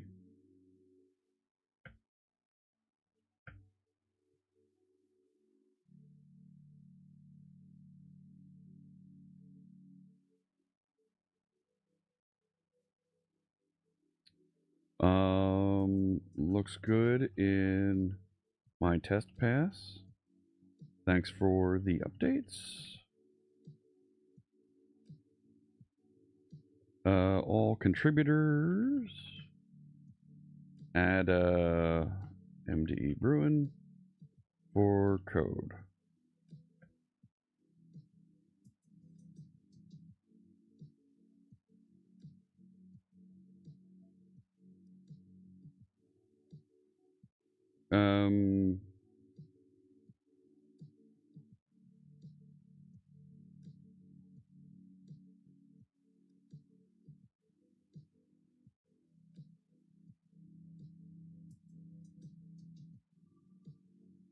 Cool. I'll jump over here and make sure this is closed. Good.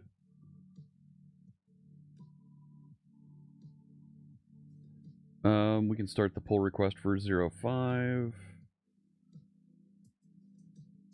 And we'll call this v0.5.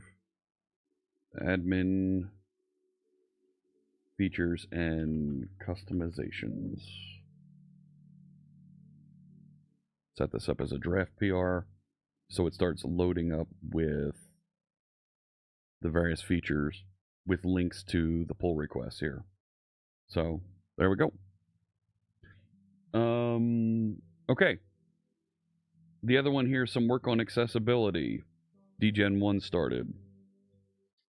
By no means comprehensive, used Axe Dev tools to find and fix issues. I'm not familiar with Axe Dev tools. Web accessibility testing by DeQ Systems. So it's a plugin for Firefox.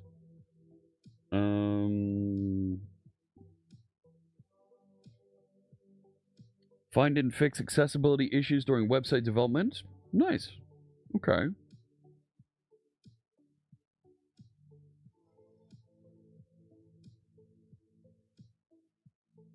Alt and ARIA label attributes, tab selection, page titles, page headings, all elements contained in landmarks.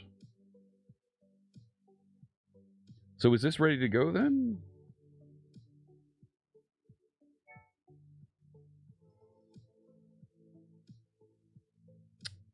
No, we're not playing right now. Let's exit that.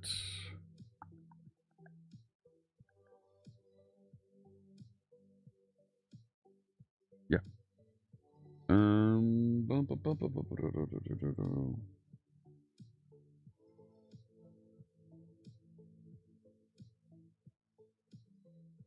Added a page title, moved that to an H3.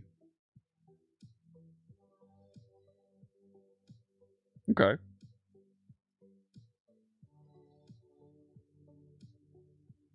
Set up some missing localizations where needed. Added a page title to the about. Yep.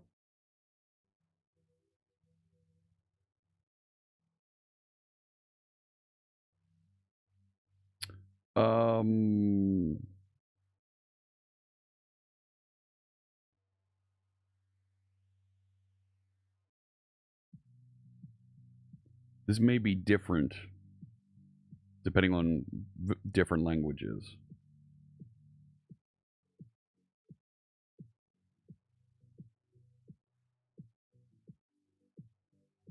Did they just get moved down? They did.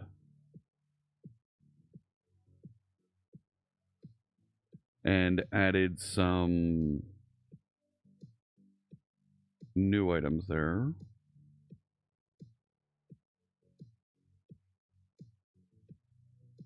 Okay. Visually hidden to hide things. Not bad. Let me leave this park for right now. But that looks like a good start. Let's head over and let's start talking about and look at the milestone here and figure out where we want to jump in next. Something additional we can put in here. Allow customization of page not found content. Allow site administrators to control robots' text content. That's interesting. Embedded images in posts. There's a whole file provider that needs to happen here, as well as controlling how the uploads happens. And the file provider should probably be a plugin, which means this is going to turn into our first code plugin, where we're not just dropping down some CSS somewhere, but we're actually building a plugin that allows you to swap out where files are stored. Are embedded images stored in the database? Are they stored in Azure Blob Storage? Where do they live? And that could become very interesting. And update the repository README. So this isn't a very complex milestone. I need to get some feedback from you, chat room, from other folks looking at this, so that we can identify what are next steps. Because there's items out here that we need to prioritize and figure out where do these plug in next. Right? Out of the box startup experience. Like, we could just make that vNext, right? We could literally make the next release just be the out of the box startup experience.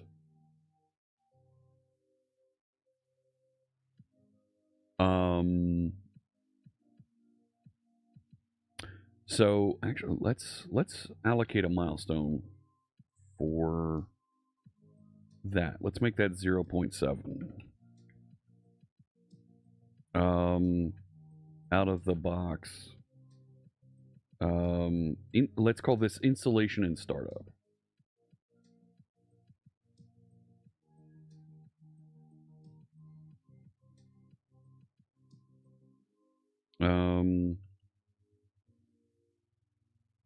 Add installation scripts, container packaging, and define the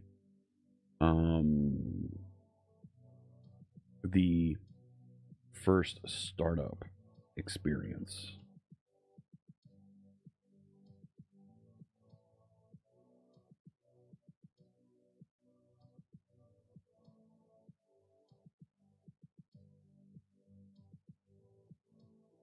I think we need the default theme for that. Install by extract. This.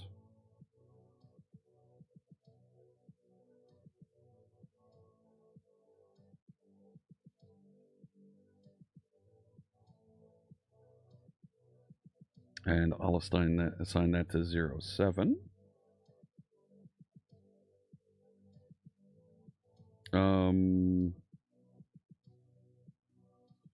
This I think we can close. Transition to using the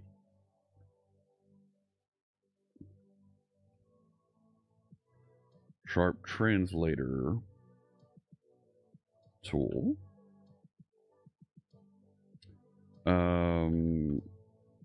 GitHub com C# Fritz Sharp Translator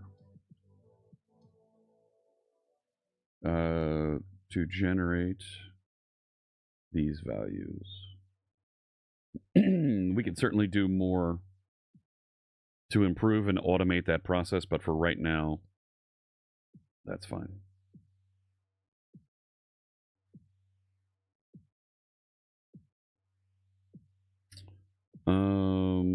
Let's see if we can prioritize some things here. Robson asks, will I be taking a break for Christmas or will I continue doing lives after the 25th? I'm not sure what my schedule looks like for next week. I'm definitely not streaming on the 25th. I'm probably not streaming on the 24th. I don't know about the 26th and 27th. Right, do I? Yeah. The 23rd is when I'm probably going to do my Christmas stream. I'll be reading 'Twas the Night Before Christmas and 'Twas the Night Before Die Hard. Those Christmas gems that I read every year. But we'll probably do some streaming off and on the rest of the week. So, let me see what else.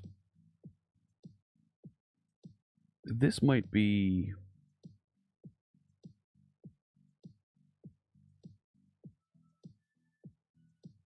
Is this something we want to allow folks to specify?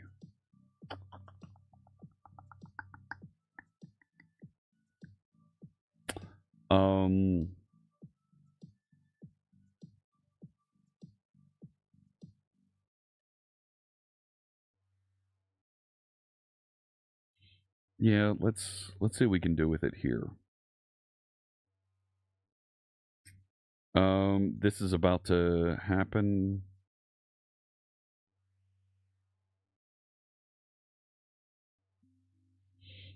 This is an interesting idea. Maintenance task to be able to perform offline, to backup data, dump data, upgrade the database, import data into a new database. I'm going to label this just future.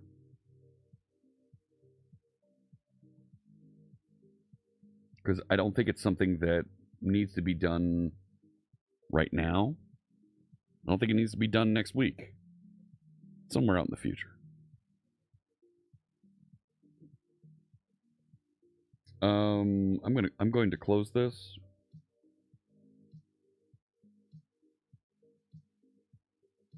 Because it's kind of in the way at this point.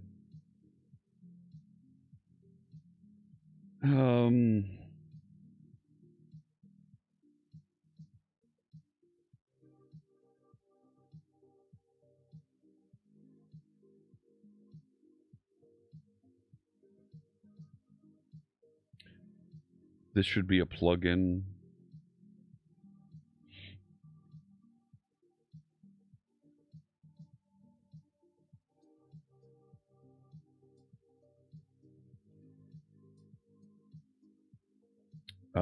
Yeah.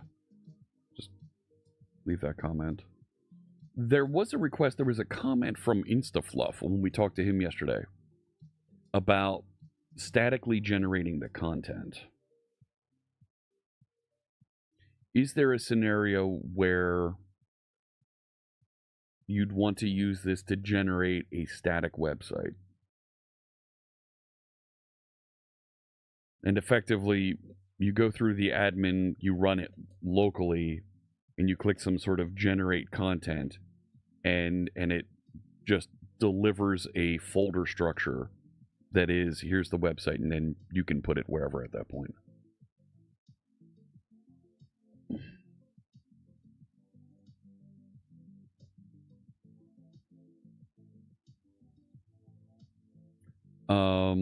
I think we need a tool.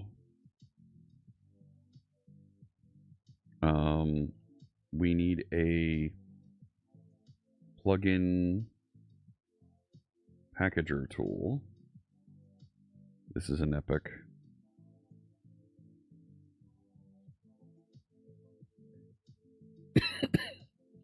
We need a command line tool that can be used to verify and package contents for plugins.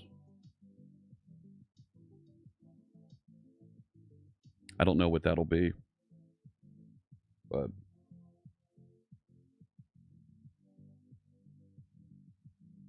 plugin storefront is definitely interesting.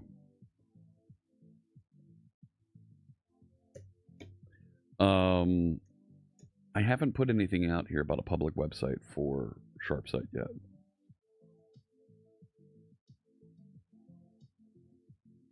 I could do a public website for SharpSite.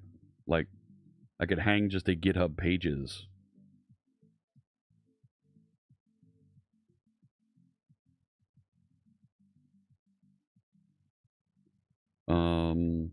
Let's add a GitHub pages hosted website off of this repository, and provide some initial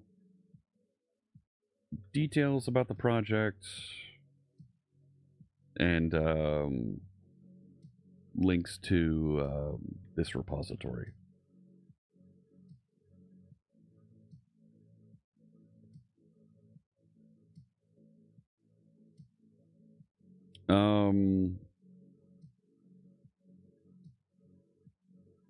And I'm going to label this as up for grabs.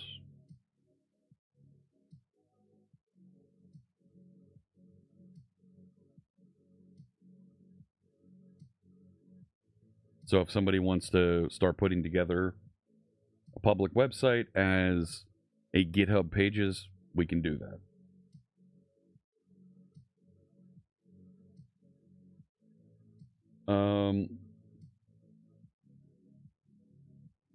Right, where is it? There's a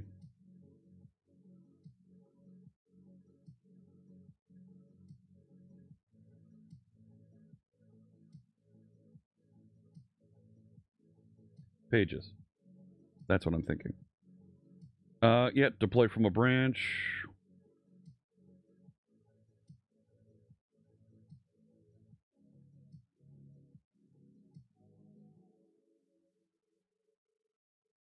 What was it, like GH pages?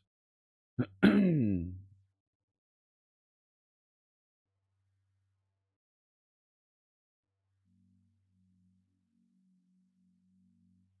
being built from the main branch. That feels like a bad idea.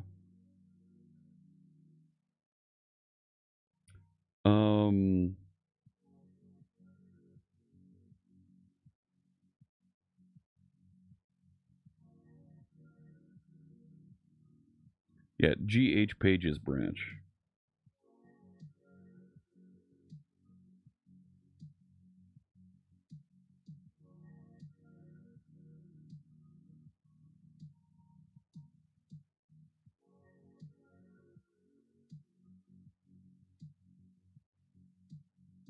So I need to create a branch for that.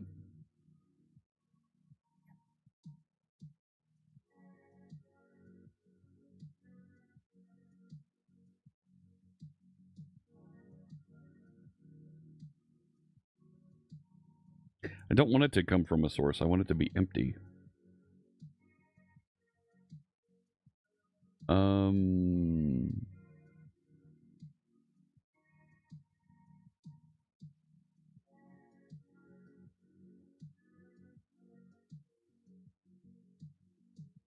Or do I create another repository called sharpsite.public and I put it over there?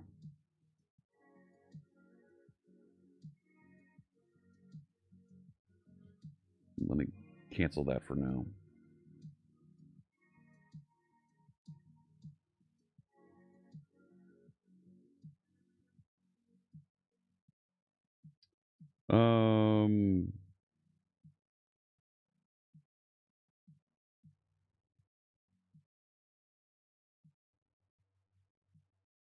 You know what? I'll just let somebody else figure this out.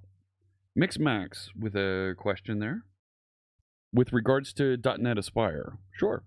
You rewatched my stream about file upload. Did the file upload fail in the Blazor app managed to crash the entire Aspire setup? Yes. That's correct. No.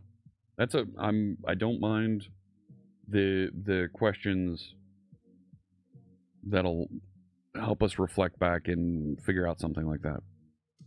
Don't mind it at all. All right, let's go build something, you know. Control robots text content, page not found content. Let's do the page not found content. This feels like a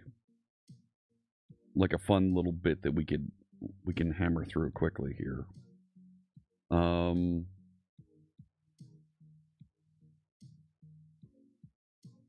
That's fine. Is this the default behavior? Yes, I could run it in isolation if I wanted to. Sure. I would need to pass in information about the database to connect to. Like, that's the one thing that's being passed in. And we could debug it that way. Where was I? Git checkout, feature, page not found.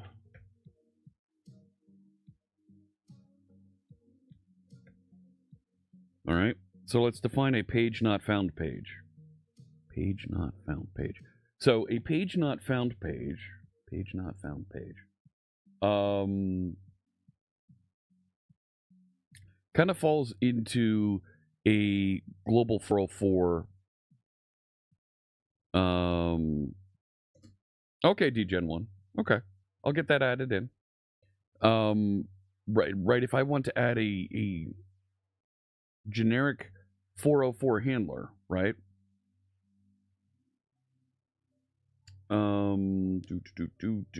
Over here. I could have just dropped into here, but hey, I didn't. There's plugin root and anti-forgery. There's output cache, which right now is just in memory, and I don't think it's actually used anywhere.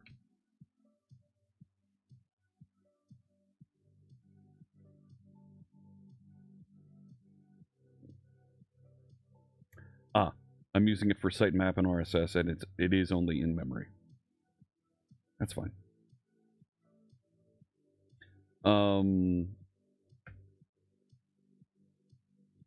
Add no error handlers for page not found.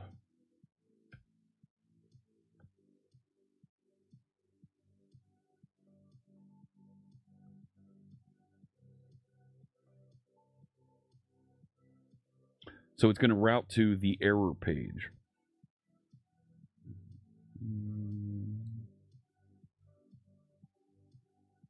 Components, pages, error.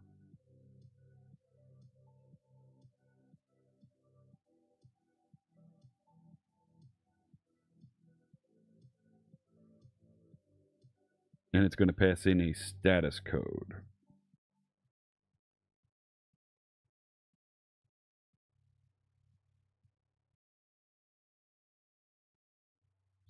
And we're not receiving a status code just yet. That is a query string parameter. So let's add a query string parameter. No.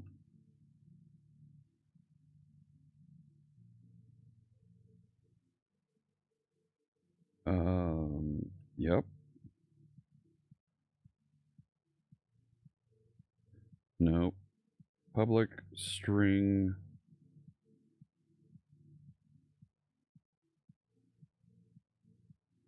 Yep, status code. There we go.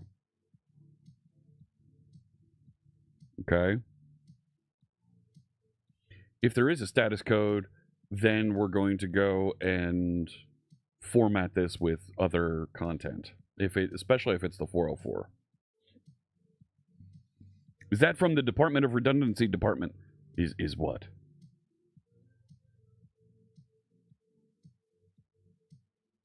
And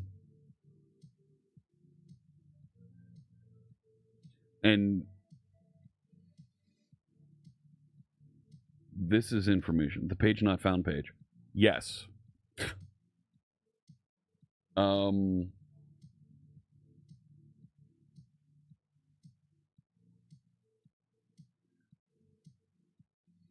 If show request ID, where's show request ID going in?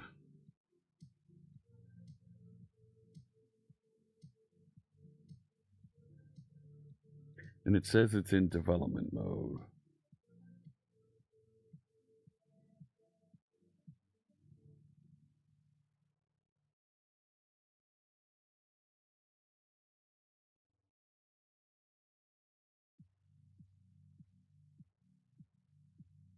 No.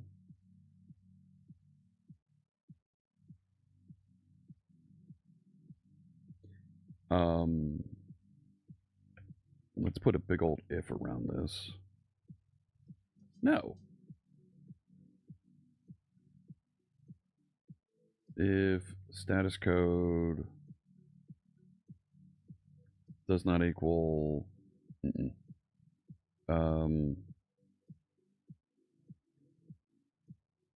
right, it's like HTTP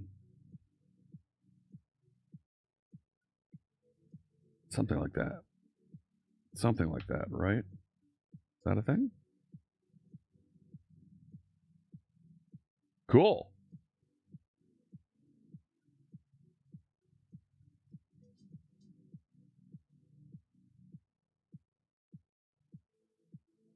Something like that.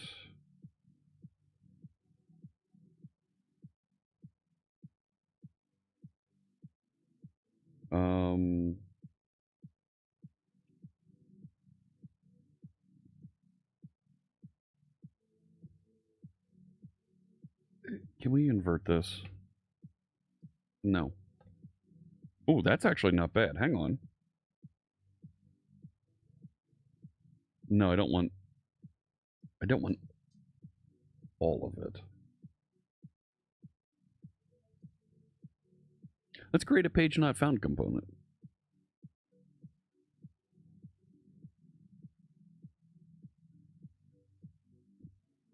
There is a page not found, Razor? There is. So just include that.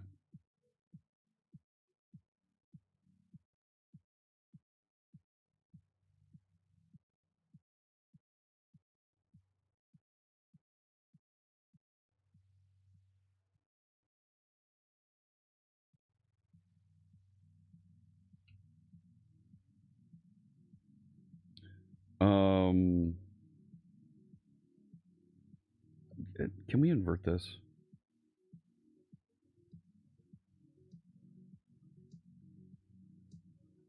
No, I don't want to do that.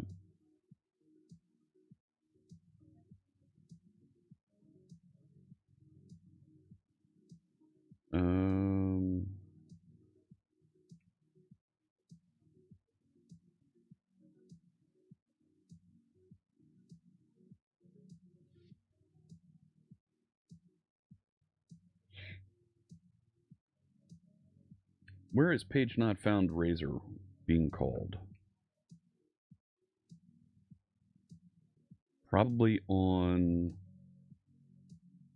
display page if it doesn't know what it is. And post page if it doesn't know what it is. It's localizing and just dropping it. No, that's just a block of text.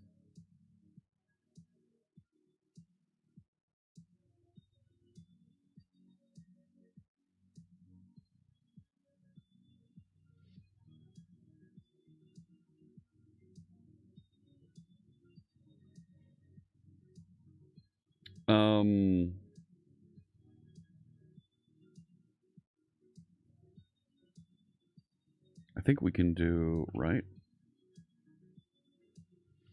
Navigate to 404. I don't want to navigate to /404.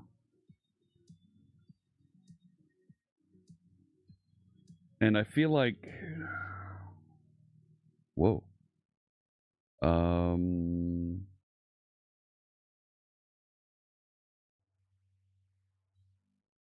I feel like we could pass some information about the page that was missing.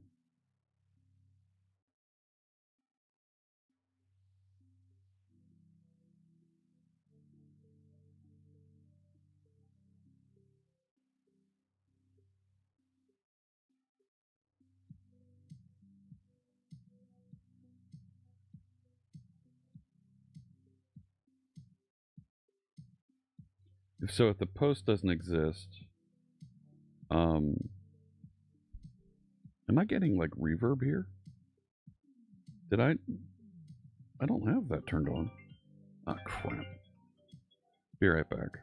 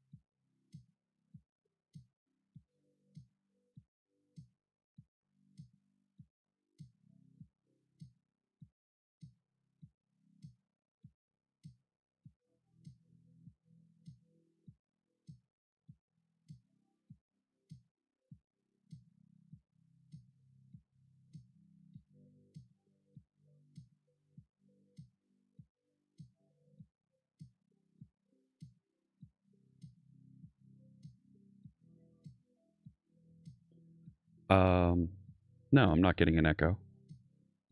No, we're good. Yeah,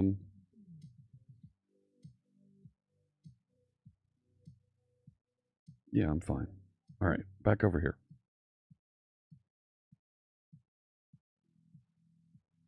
Yeah, Twitch will see things with a dot in the middle of two words, and it will turn it into a hyperlink.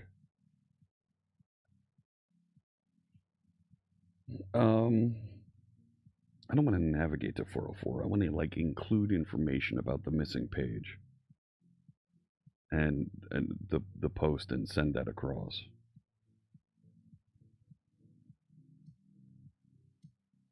But I suppose I can just go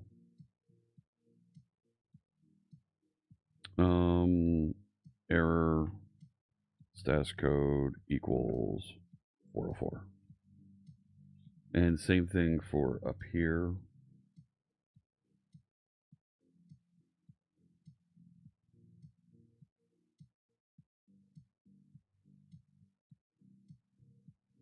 Well,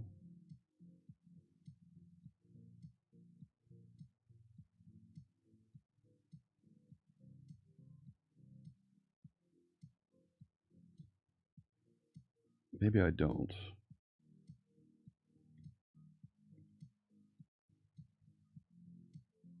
And we just do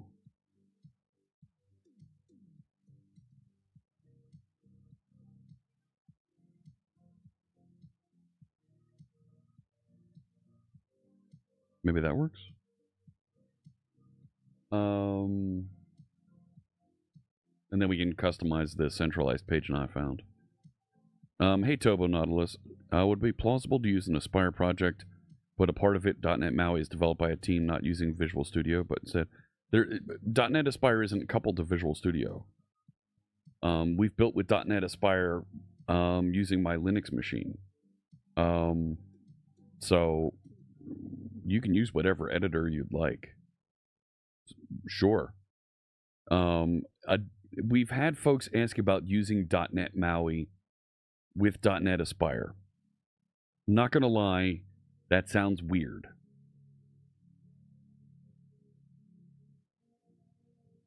Why are you, like, .NET MAUI is a local native application that's going to run on a mobile device, it's going to run on a desktop, and, like, I mean, you can, I guess you can build and run it, but this is something the .NET Aspire team has kind of looked at, like, why?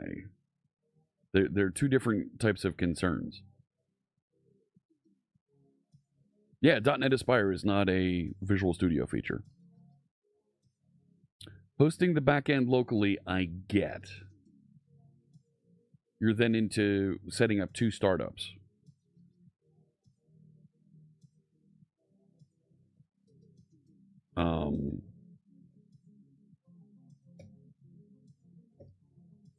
.NET Aspire, well, I mean, you can add the exe. It might work. I haven't tried it. I should merge in the main branch here before I go too much further.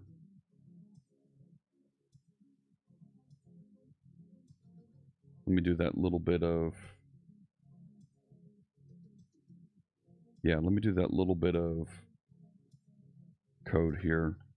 I'm going to jump back over to V05.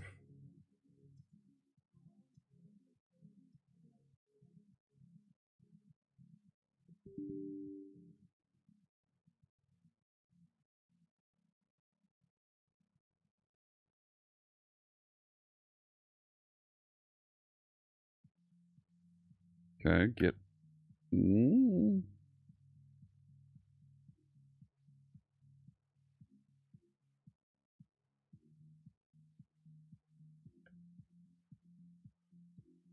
Git merge 05.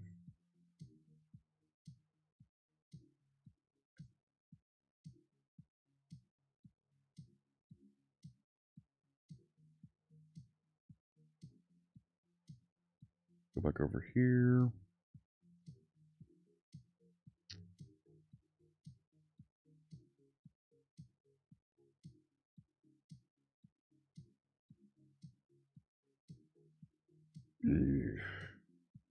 I don't like all of those.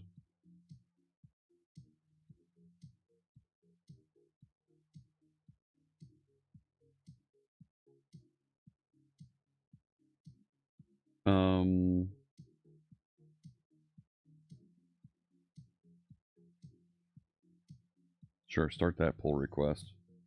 That's not what we're doing.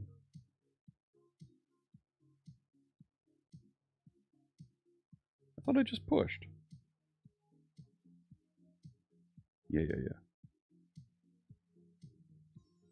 Oh, no, I didn't.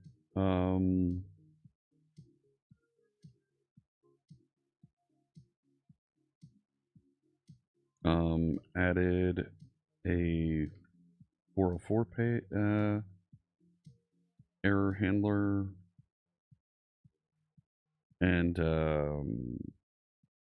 shared the page not found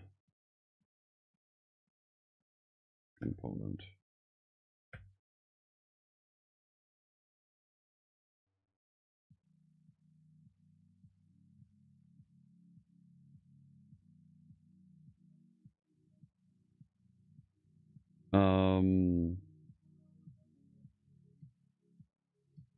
Enhanced page not found to allow customization and proper interaction. Proper, just allow customization, let's just say that. And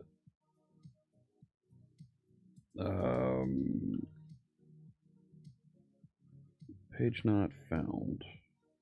This one. Developers. Two startups is the way to go there. But even then, you need to pass information about where the service is located in the .NET Aspire configuration into the .NET MAUI configuration. So, yeah. Would it make sense to use cancellation tokens in the async methods? Where? You don't always need it, but where? There's the type of cancellations that might be happening. Don't do a thing. What happens if I stop paying for Streambeats? Streambeats is free.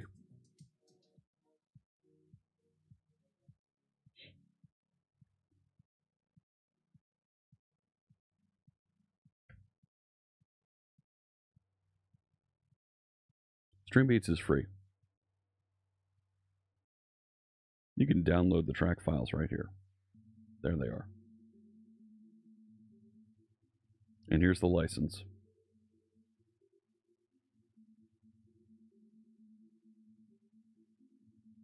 Completely free for anybody to use. So, I have run into issues where artists have attempted to claim that my license has expired on videos that were published in 2021 and challenged me and said, you need to take that down because it contains our music. And you no longer have a license for it. But I had a synchronization and performance license at that time.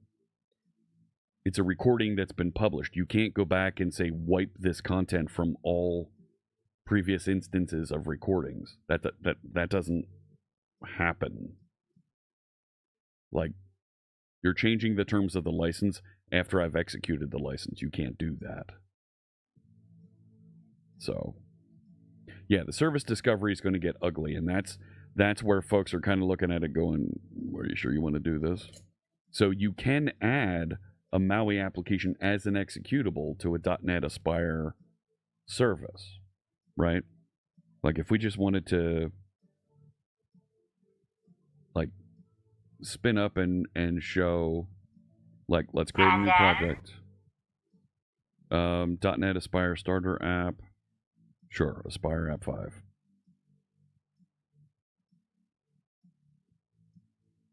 Like, it's going to get weird. No, there is no subscription model. There is another company that has, right? So that's at streambeats.com. That is Harris Heller. Senpai merch. That is Harris. Okay?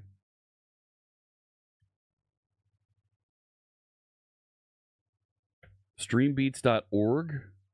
No, where is it?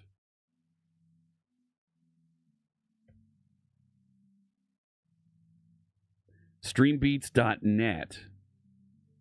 This is somebody who's trying to capitalize on the popularity of his product by issuing a subscription service.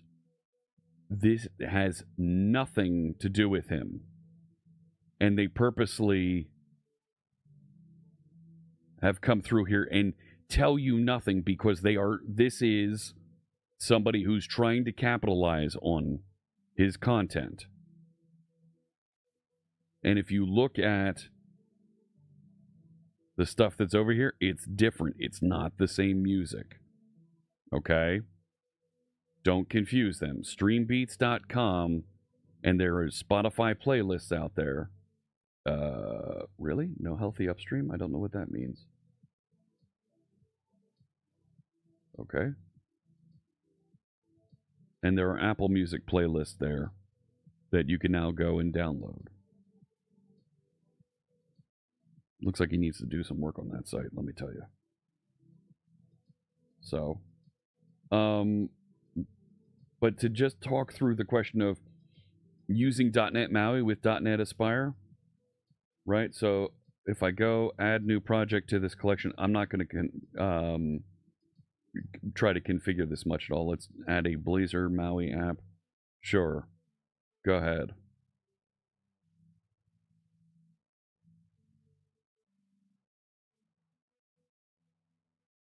So there's Maui app 1 inside of app host. It's not added. It doesn't know how to add this. Right? Builder, add project. I don't even think it added it here. Projects dot, yeah, see, it's not even added as a reference. And I don't think it's going to go over well here either.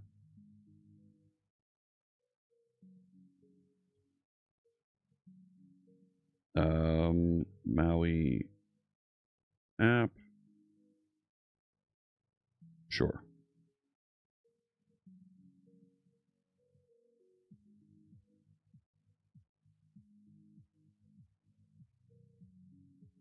Should be taken down. I don't know what's going on there. Harris has disappeared a bit. He's not quite as active as he once was. Now, he has another child on the way. He's been public about sharing information on, but I haven't seen him streaming anywhere near as frequently. And Stream Beats has definitely grown into a business that he's working on. See, now we're in this weird place. Yeah, it doesn't know what to do. It doesn't know what to do with this. About having a Maui app in there. It's just not a thing.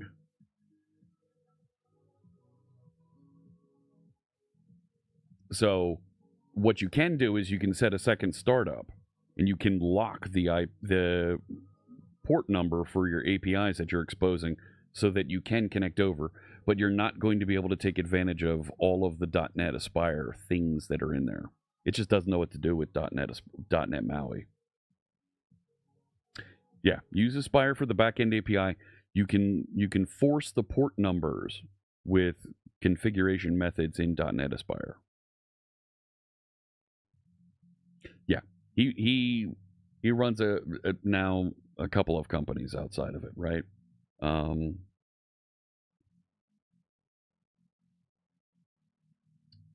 I put an extra S in there. Right. He runs this Senpai TV. There he is. Right. Selling a bunch of merch. But his, and I think, honestly, this feels like it's just a layer over fourth wall.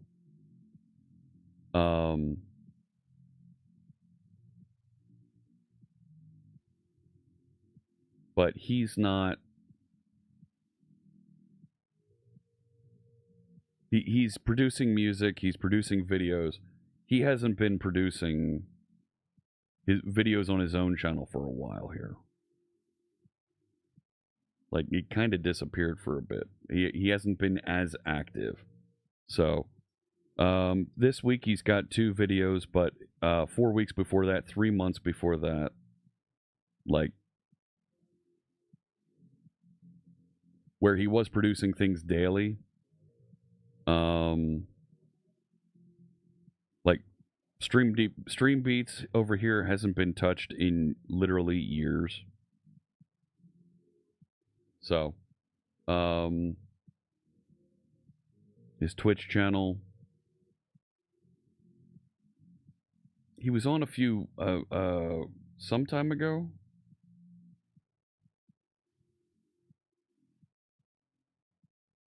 No, it was more recent than 4 years ago. That's when he left and went to YouTube only. But yeah, nice guy, great resource.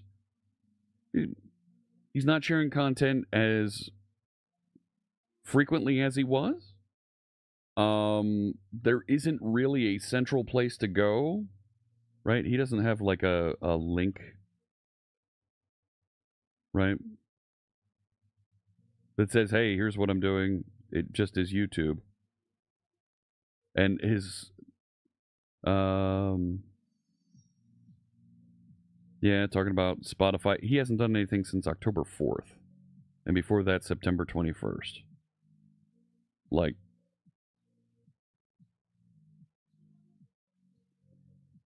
he's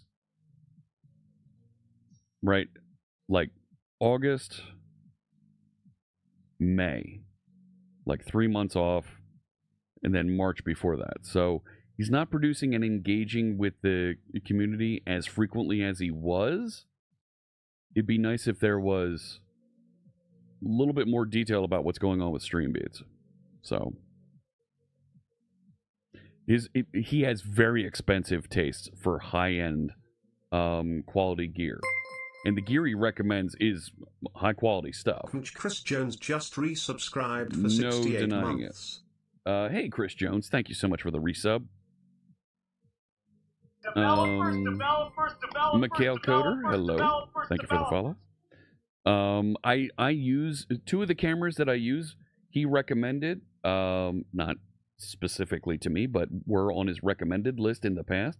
This is a Sony Alpha 6000 in front of me, and it's a Sigma lens on it. I forget the exact size,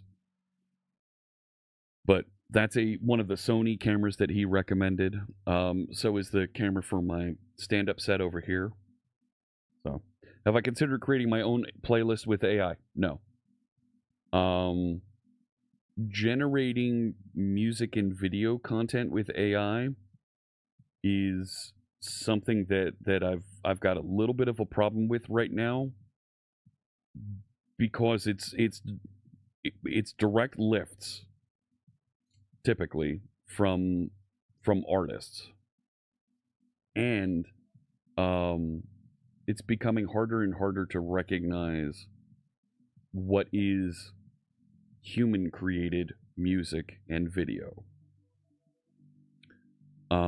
That also said, it's kind of expensive for the machine processing to generate music and generate video. Generate video isn't just kind of expensive, it's really expensive, because it takes a lot of processing power to generate video with AI. Like, think about how much it costs you to charge your phone each day. The amount of power that I use to generate the translations is about as much power as your phone uses in an hour. It's not a lot. The amount of electricity that's used to generate a song comparatively is about as much energy as it costs to charge your phone for an entire month. And these are relative numbers, right? They're actually bigger and uglier numbers. The amount of energy that it takes to generate a video is the amount of energy it takes to charge your phone for like 5 years. It's ridiculous, the step up to generate video, because there's a lot of detail that it needs to analyze and build and generate, right? I'm probably not correct on those last couple numbers, but relatively speaking, it is a massive step up. Analyzing and just spitting out text is very easy, very quick to do. We've got that down cold. At some point in the future, it's going to become easier, faster, less power needed to generate music and video. But what does that mean for our human creativity of those artistic pursuits? We're already seeing similar issues with creating images. I have concerns about that. And people abusing that is something that's absolutely been happening. Hey, Mikhail Coder, hello. Your brother has a pretty nice Sony camera that I think might go with Canon. You think you might go with Canon because they have one where the screen can flip in every direction? Yeah, that's kind of nice. So I can flip out the screen on this Sony, but why? It's a tiny little thing versus I can see it right here on OBS. Mohammed, hello. Couldn't I use the same argument for coding? So This is the difference between Copilot and some of the other tools that are being created out there. People are just saying, build me a website that does this. And the AI goes off and spends 5 minutes and generates a whole bunch of code and delivers a website. How much processing power is being taken to do that? You have no insight, no influence on how it built that website. It's not going to build the thing exactly the way that you want it to with just a simple, hey, build me a website that collects email addresses with a sign-up form. It's centered in the middle of the screen. It's not going to... You're going to end up having to customize and do things with that. The complexity of the software development process is such that you can't just hand it off to an AI and expect it to give you everything exactly the way you want it to be. That's just not going to happen. Everybody has different tastes. Everybody has different wants. You're going to have to do a heck of a lot more than just issue a sentence or two and expect it to deliver exactly what you need. It's a very... Of those artistic endeavors, generating an image, generating music, generating video, and generating an application are the most complex among them. Giving you a couple statements to help make your programming process, suggest a couple statements to make your programming process faster is something we've already been doing since the 80s with IntelliSense. And we've just been improving how it suggests code for you. We're not generating entire applications. So,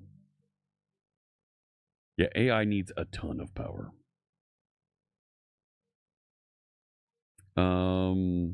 It would spark more interest in nuclear innovation. So, I have no insight into this, but Microsoft has a deal with 3 Mile Island.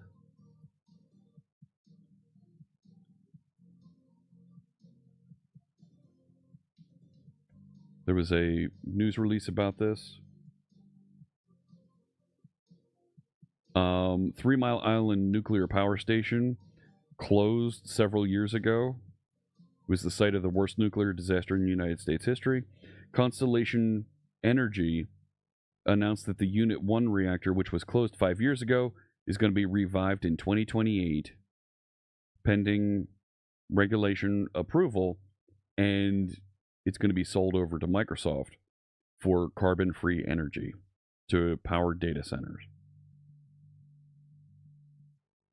So that was a news item back in September. So, yeah, you're right. What's the name of my glasses? These are Gunner glasses. These are the Razer Torpedoes. There's a link just below with a coupon code on Twitch if you're interested in that. Gunner Razer Torpedo. There we go. If you get it from the Gunner website, there it is. And they're sold out. Look at that. Wow. Wasn't expecting that. But these are sold out. Bummer. All of these are sold out. Oh, the FPS is available, but yeah, I have 2 different pairs of these. Hey. These are the standard pair, and I have a prescription pair as well. So, the other ones that you'll see me wearing are the Marin. Thank you for the follow.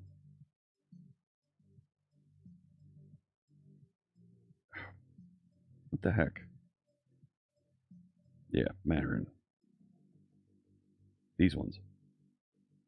So, these ones are really good. I love how they're rimless, so you don't have that edge that kind of cuts off your eyesight. So these ones are rimless as well. There's no rim at the bottom. So it just kind of, well, and they're wide enough that I don't and they wrap around, so I don't have any blue light coming in anyway. Big fan of Gunnar. I've been working with Gunnar for 5 years now. I'm a Gunnar ambassador. Yeah, you can, like I said, you can click the link below. You'll get a coupon code that'll give you the most off of Gunnar glasses that they're selling there.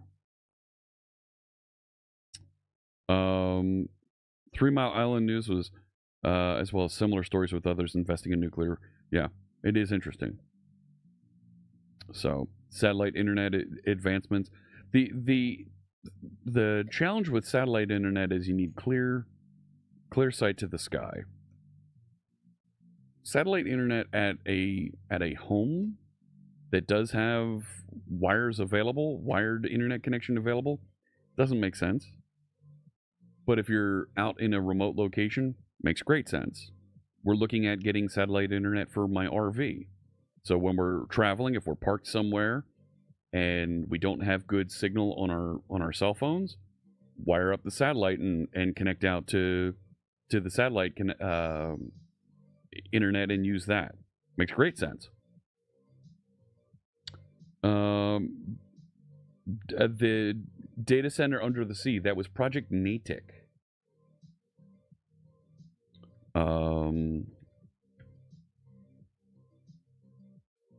The experimental undersea data center. So, Phase 1, it was launched, deployed off the coast of California in 2015. Prototype placed 30 feet underwater, last 105 days. Lifted out of the water for further testing following the initial experiment. Next prototype was going to be larger in size, deployed in harsher conditions. So, Naval Group, a French defense contractor, led the design. The Natick Phase 2 vessel deployed in 2018 off the coast of Orkney, off of Scotland. Stayed underwater for 2 years. During the COVID pandemic, the undersea data center was employed to process workloads for vaccine research. July 2020, successfully lifted out of the water for analysis. So it stayed underwater for 2 years and ran just fine. Scottish Renewables awarded the Carbon Reduction Award in 2018 because he didn't have to cool it. It was just underwater for cooling. 864 servers could run reliably for 2 years with cooling provided by natural sea temperature. United States Energy Report used Project Natick as an example that marine energy combined with storage and potentially other renewable sources could provide power or partial power for data centers. So, are there next steps? Don't know. That's the history of it at this point. So it's no longer online, but it ran until July 2020. Neat idea. There are folks that want to put data centers in abandoned coal mines, take advantage of the cooler temperatures beneath the surface. There's also data storage that happens at the North Pole. Right, GitHub has an Arctic storage. Where is it? Right.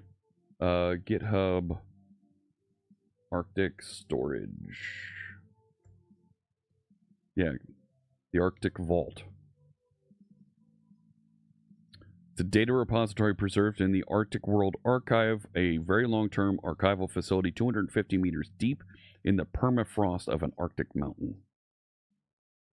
They captured a snapshot of every active public repository February 2nd, 2020, so right at the beginning of pandemic. Preserved that data in the Arctic Code Vault. So it'll last 1,000 years. So think about it. Our great our descendants in 1,000 years, right? We won't be around, but our descendants will find our code and and look at it and go, what the hell is this? Like, there's packages of film and whatnot out there.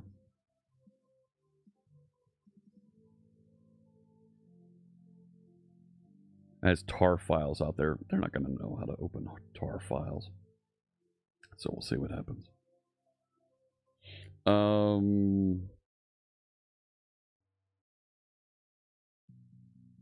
Yeah, the controls and the processing and the capabilities of nuclear power now are much, much safer than they were 50 years ago.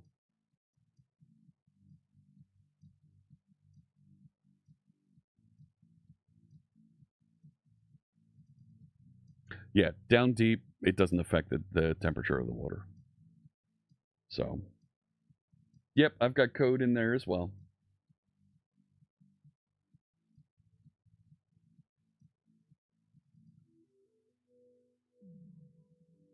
Arctic Code Vault contributor. So,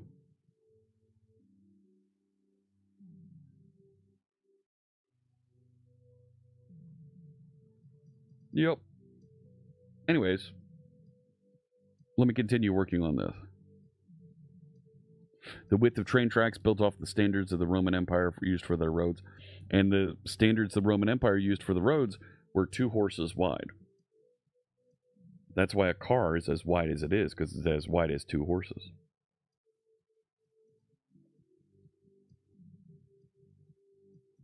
Data centers deep in the earth sounds good until you encounter your first Balrog. Well, there is that, I suppose. Let's take a look at customizing this page not found content. So there's first post, but if I go to someplace that doesn't exist, first post foo, page not found, back to home, back to home. Well, that's not right.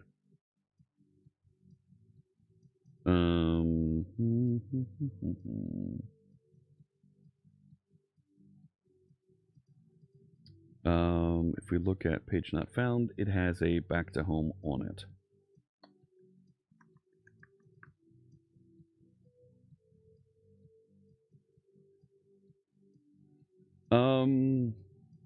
So let's just move this.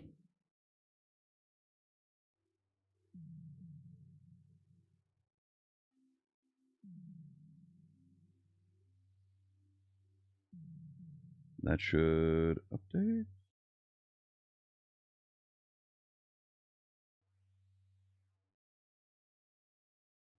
Fine.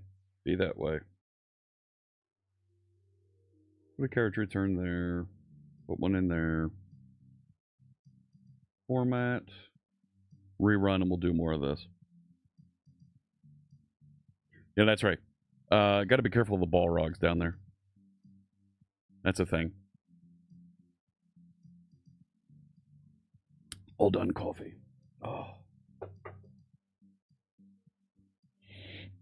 Last night I was playing Overwatch and drinking White Claw.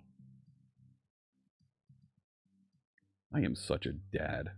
Dear Lord. Alright, so first post, foo, page and I found back to home. I should probably include a little bit more information about the page that wasn't found. Like, I could probably pass that in as a component. I'm sorry, as a parameter, right?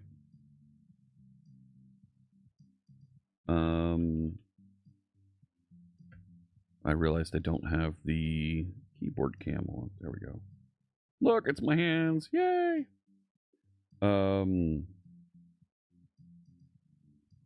Public string.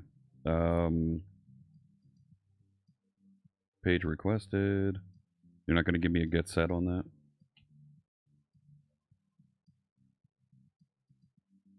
Right. Why don't you like that? Thank you.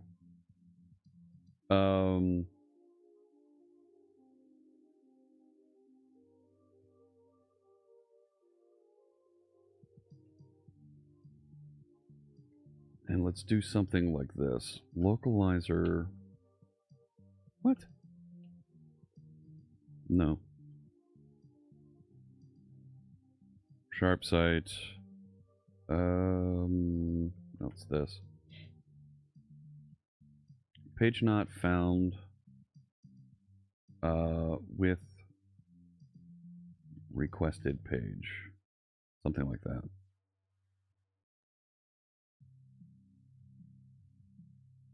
And even then, we could do this as string. No.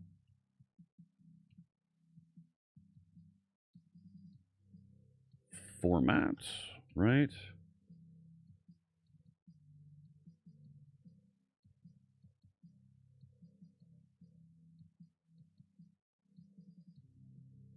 And do something like that.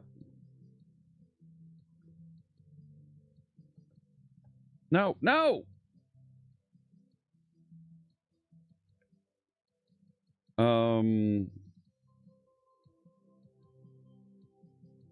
Oh my. I know. Right? Page requested. Yeah, that's good.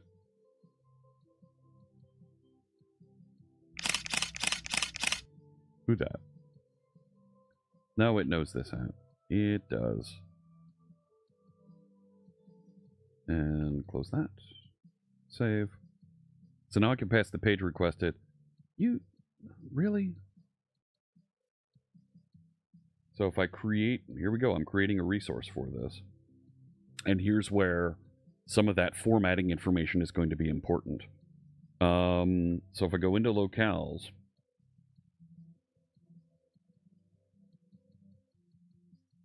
right?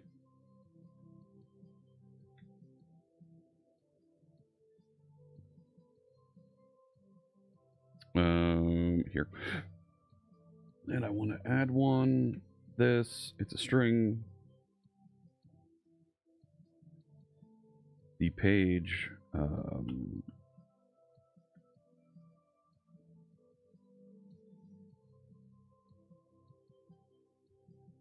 could not be located.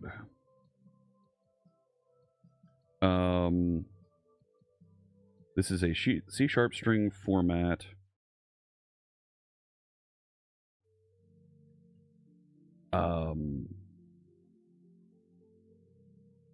That reports a selected, no, that reports a page could not be found on the web server.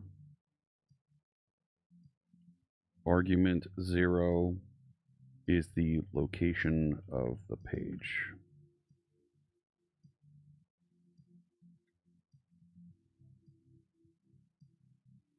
There it is. There's the neutral comment. There's the neutral value. Wow, it's putting... That doesn't look right, but hey.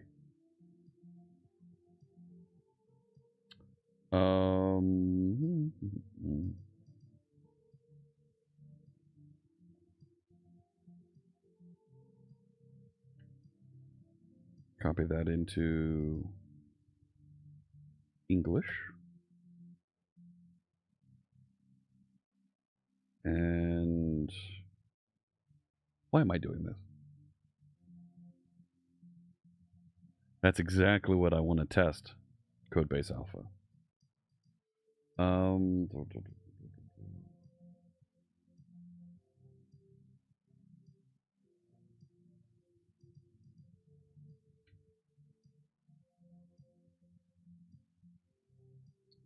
Let's open this and go over to here. Where did it put it?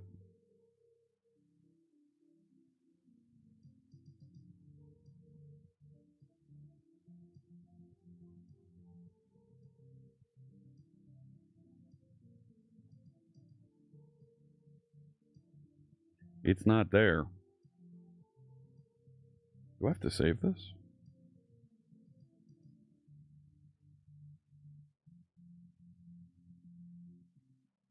It's not there.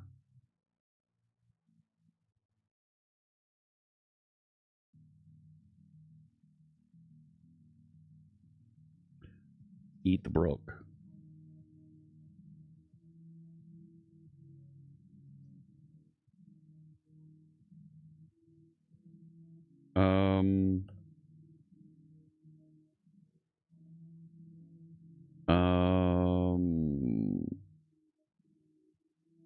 Houston, we have a problem.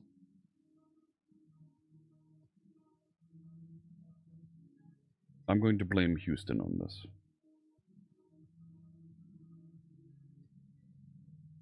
Okay, I killed it and it's still running. No. No! Stop moving! It's gone.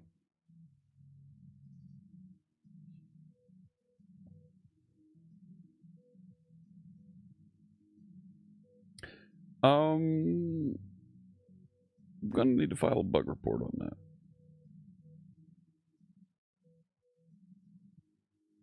Gonna need to file a bug report on that. Not gonna lie.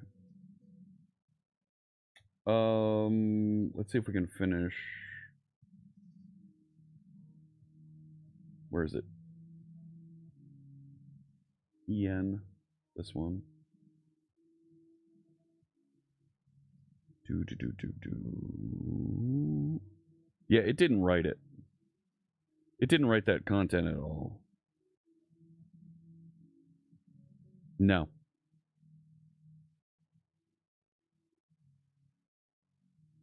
Did not.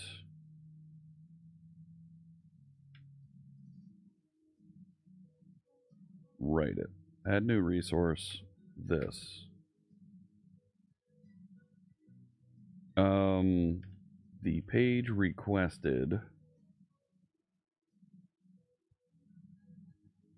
Do this.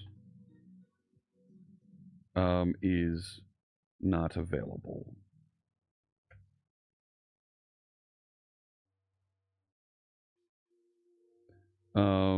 C# formatted string that reports the page requested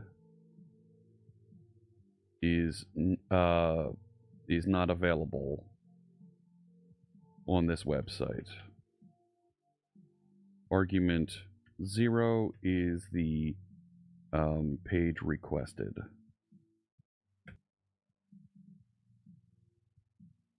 Okay. So with the same thing over here on the English version, can I just read the text editor?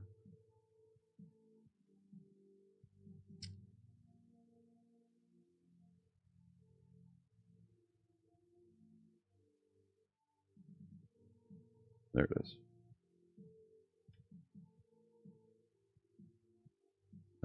No.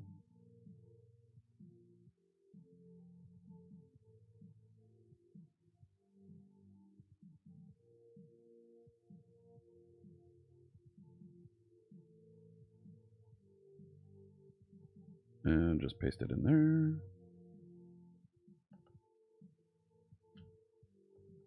That I thought it was Control-Shift-I.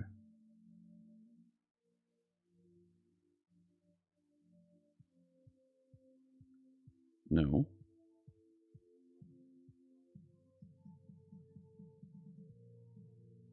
Shift-Alt-F. Oh, whatever. Go pound sand. Alright, so now let me tell it to go generate that.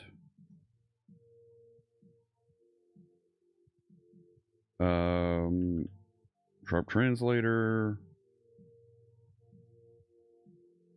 Shared resource. And there it is, translating to the other languages. It didn't do Portuguese. Why didn't it do Portuguese? It didn't do Bulgarian either.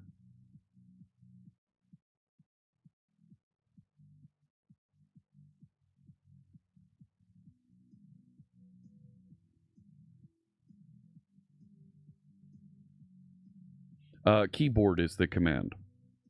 Oh yeah, I've used it for gaming. I've used it a lot for gaming. It didn't do Bulgarian. It didn't do Italian. It didn't do Portuguese.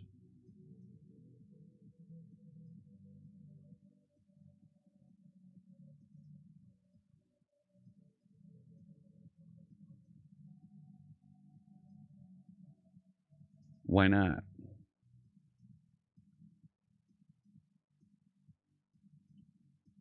Shared resource Bulgarian. Nothing.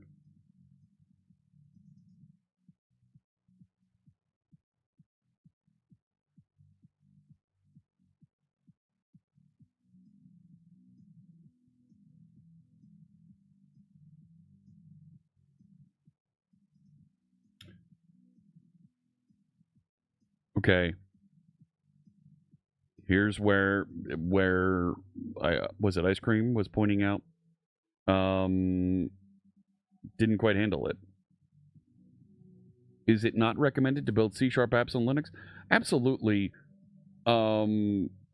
It absolutely is recommended to build C# apps with Linux. Yes, you can do that. You can build C# apps on any language, on any operating system you like, Windows, Mac, or Linux. Is it hard to type with this keyboard? Nope.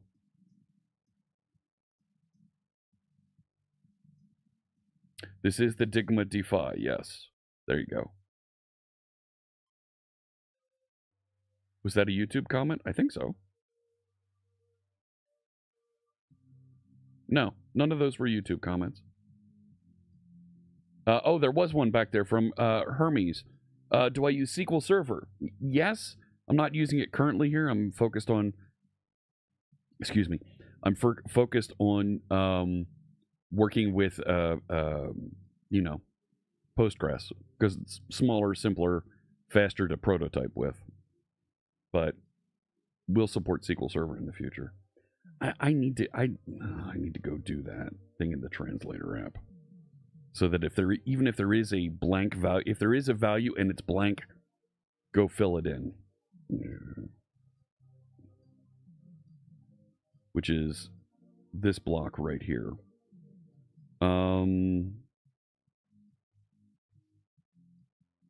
So return where there aren't any of those values.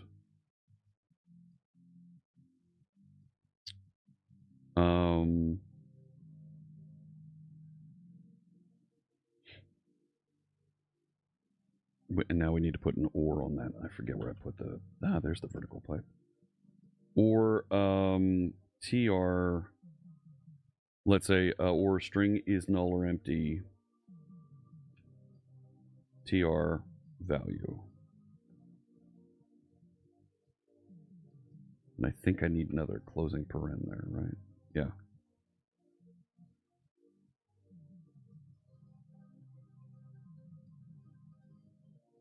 Go back over here. What is it? Alt-Shift.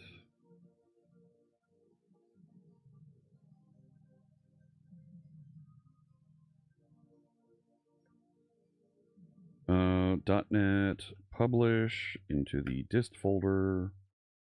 What? Right there. O. -O. Dist. There we go. A different one. A different one? There we go.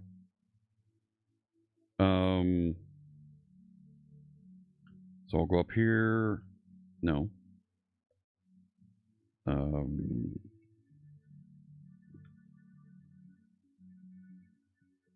Copy. It's in D. Sharp translator.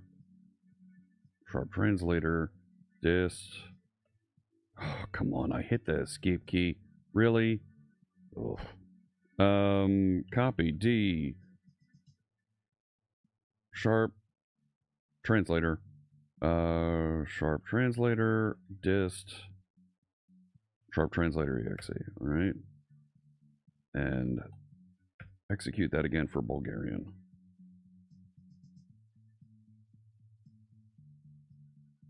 I don't think it worked. No, I'm missing something.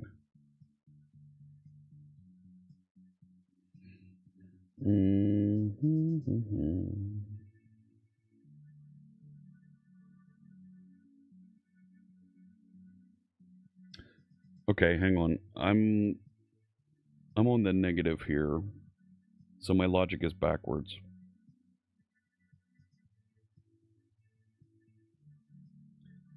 If the name is present,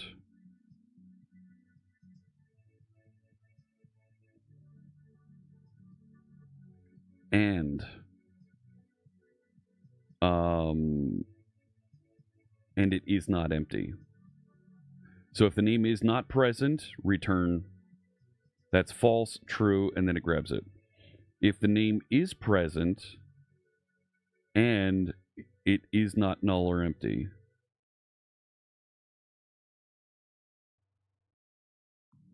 so if it is null or empty, right, that becomes false, comes back, that's true, and returns, so it'll be executed. Yeah, that's what I wanted. So, rebuild that, John.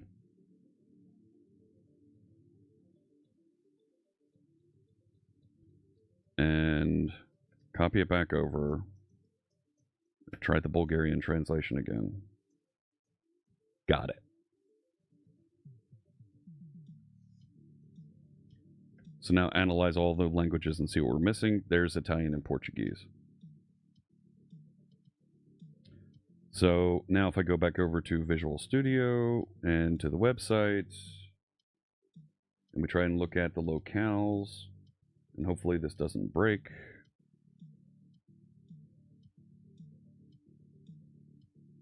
Doesn't show a value there. Let's see what happens.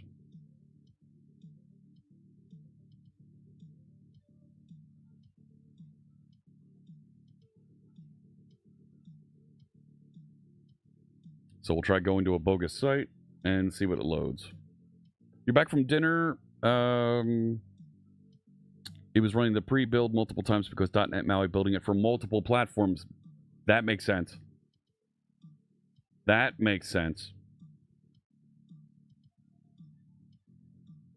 If you're only building for just Windows application, yeah, that would make sense. All right, so now I'm going to go to first post, foo, and it just says page not found. So now if I enhance, I'm going to close you for now. Right, so here's the page not found. So that is on display post, this. I should call it display post, not post page. It is, actually.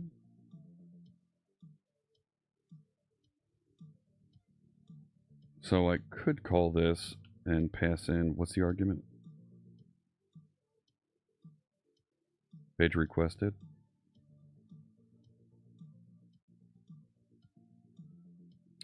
And I can say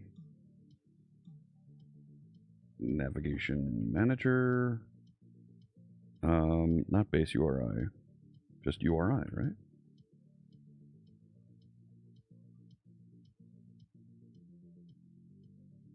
I think that's what I want.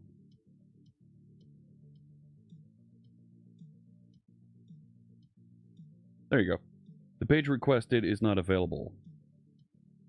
Now, I probably don't need the host name, right? Like, I can probably just do, right? URI is a URI. No, it's a string. I thought it was a URI.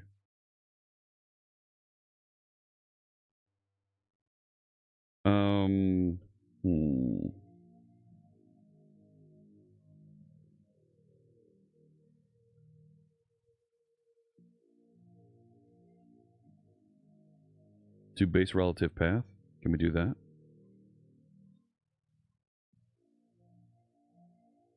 Yeah, that wants an argument.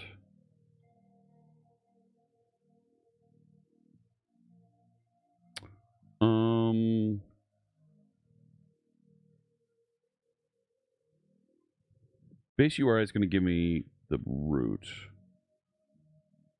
including host and all that. It just the so what if I did this?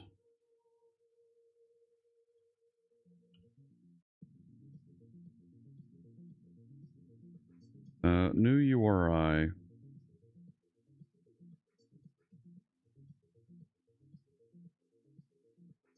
And we did local path? No.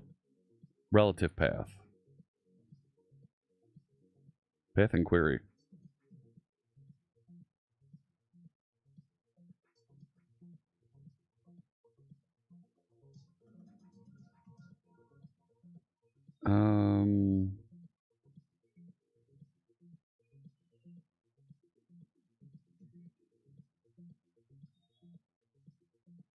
Don't want the left part. Let's just do absolute path.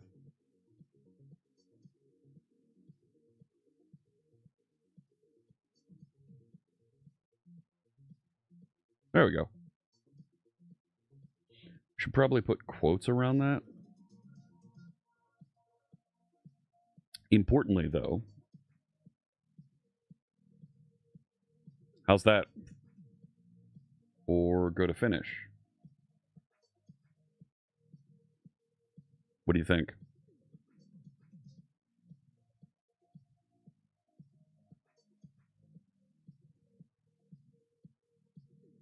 That's not bad. As a simple initial page not found page, right? And we probably need a title to go on that, right?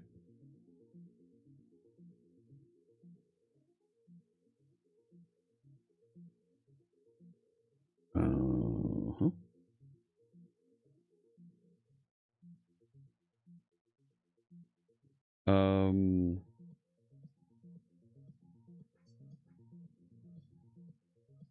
Can we do the page title inside page not found?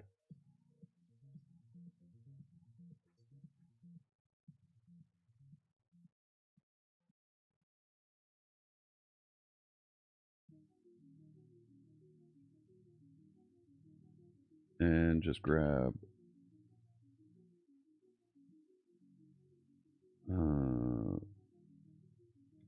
that.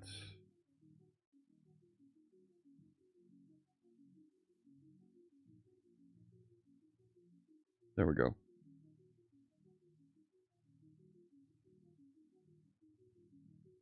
Not bad.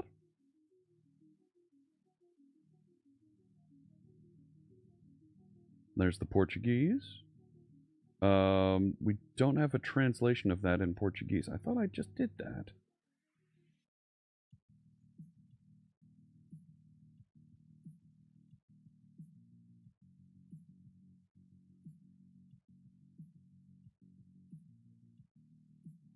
It's right there.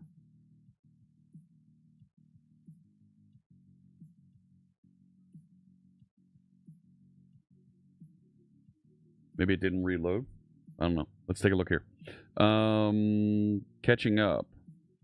You almost gave up jobs and dreams yesterday. Software and ML engineering is too stressful. Any job can be stressful.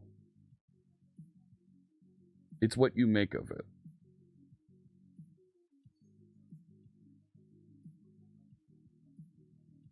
And I just closed the Aspire dashboard. Oh, it's still running.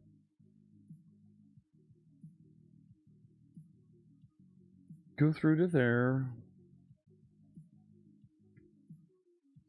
So there's the English, and it was Portuguese. Why isn't it loading it?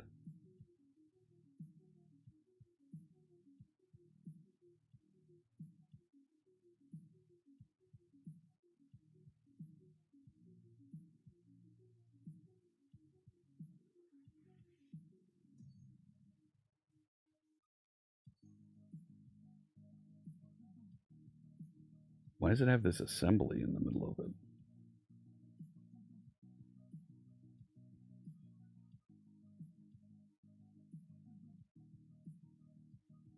And it's got all this. No.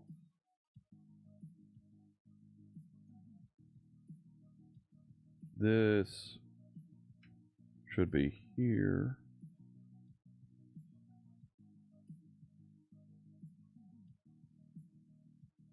It also didn't generate and save the comment for that.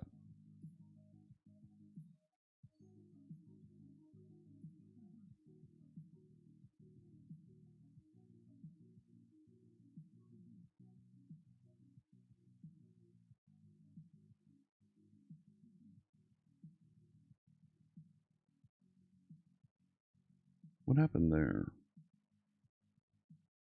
There's this thing here.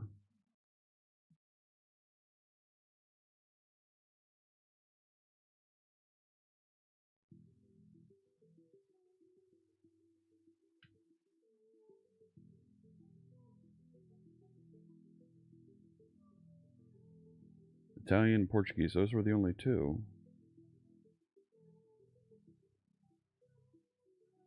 So go back to the website.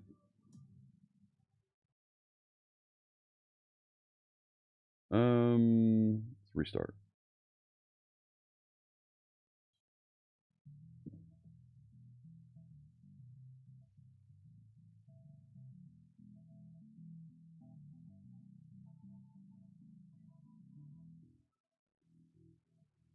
Getting burned out. It is a very real thing. I'm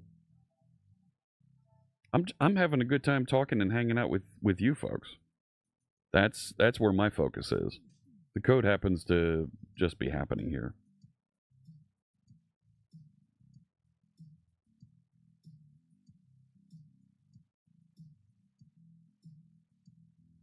Okay, so try to go to a page that doesn't exist. Okay. Portuguese. There's the translation.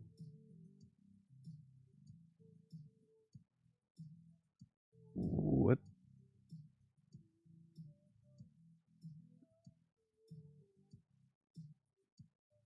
That doesn't feel right.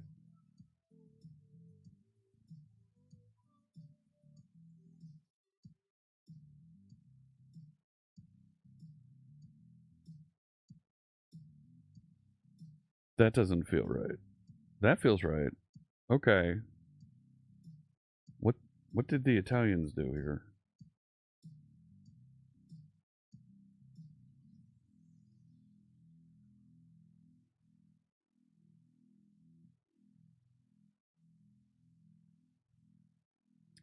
I don't think this worked right at all for the Italian.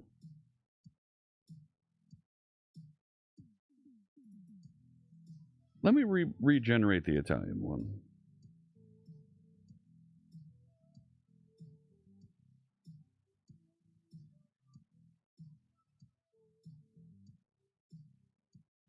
This doesn't feel right.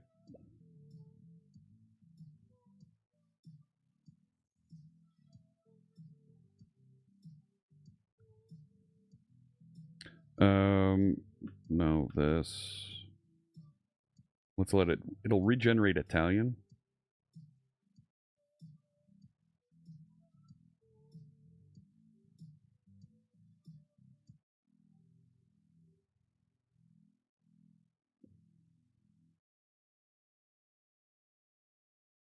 There, the comment AI generated translation. That looks more correct.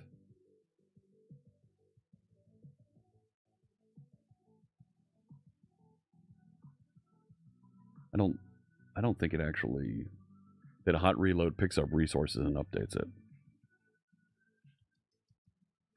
The wordy translations, okay.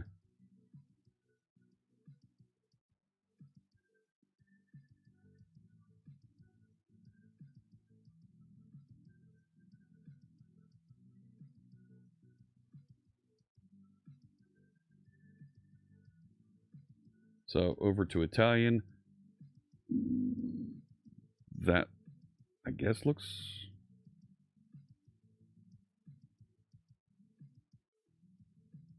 Okay.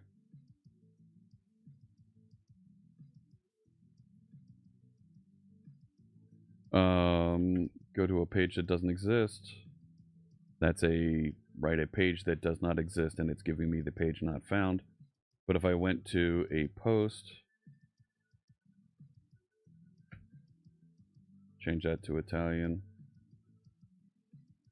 I'm not sure what the cookie or whatever is that it's not remembering my setting here, but that's correct now. More correct.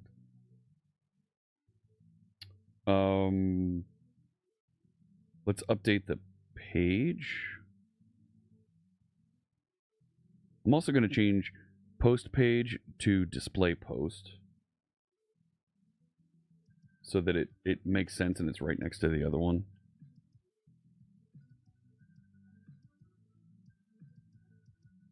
Display post. Kind of gives a little bit more detail on what it's actually doing. But for the page here, I just have it routing to page not found. Let's do the same thing that we did over here.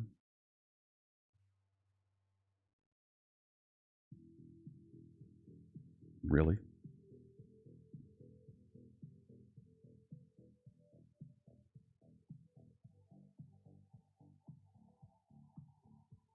And why isn't it showing both pages?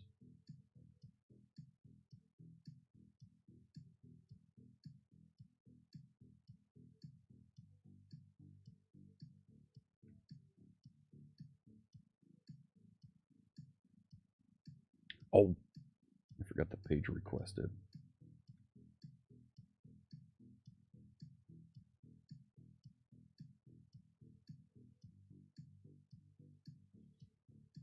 And then we should get it for missing pages now as well. And we'll have that initial page not found capability here. You guys are worried about me burning out. How about some of those folks that are streaming on Twitch and YouTube that go for 8, 10, 12 hours a day, every day? Like, I've been doing this for Monday through Friday. There's folks that have been going, like, every day, 8 to 12 hours. Like, those folks have a lot of content they're going through. There you go. And if I changed it to Italian, French, Finnish, Dutch, looks good. Yeah, totally madness, Reese. Like, they are on a pace, they are in a pattern that works for them, and that's great. That's not for me.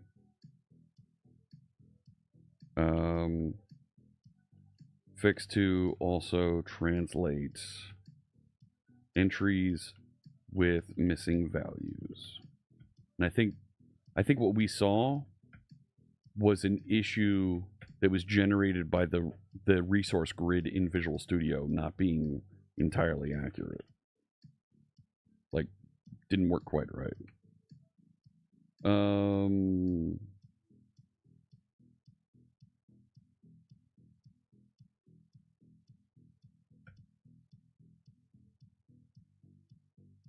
So let's git add components.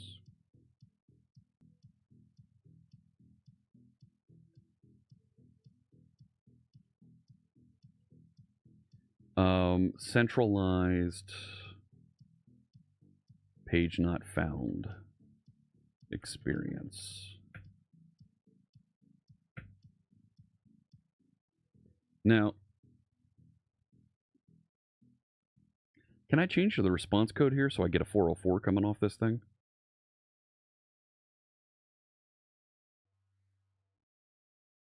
Right? If this is included,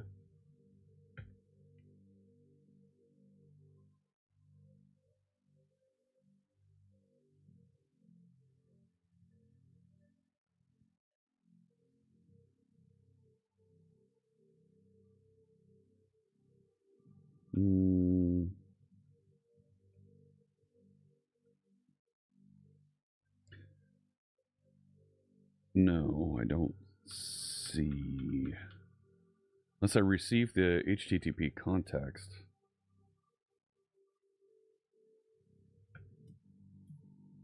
Can I get that? That's a cascading. Yeah, one of those. HTTP context.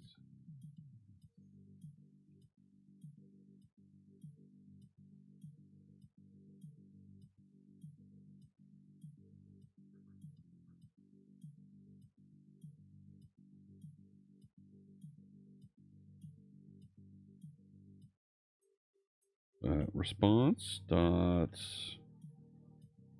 status code.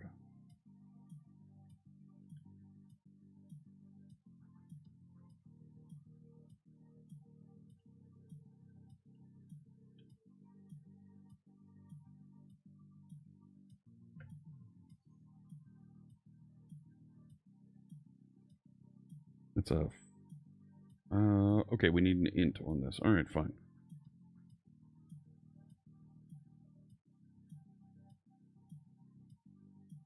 Now, why don't you like that?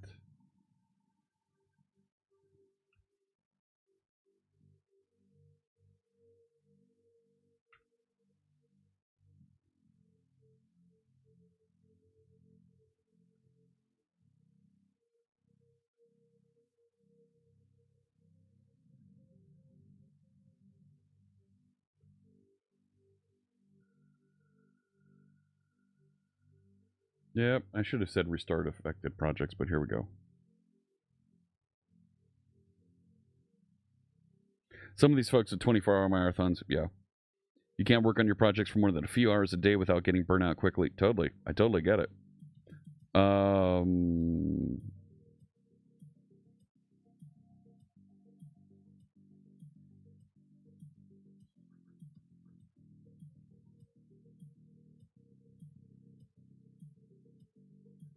So now if I go to a page that doesn't exist, right, and if we have 12, take a look at the network. There you go. I get a 404 now. Right? Or if we try to go to a page that doesn't exist, 404. Good. Next step is we want to be able to customize it. And I think we should park what we've got right now.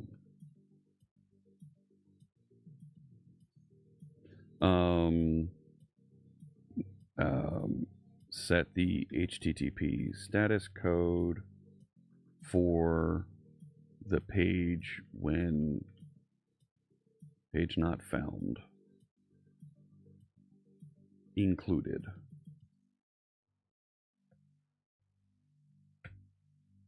All right.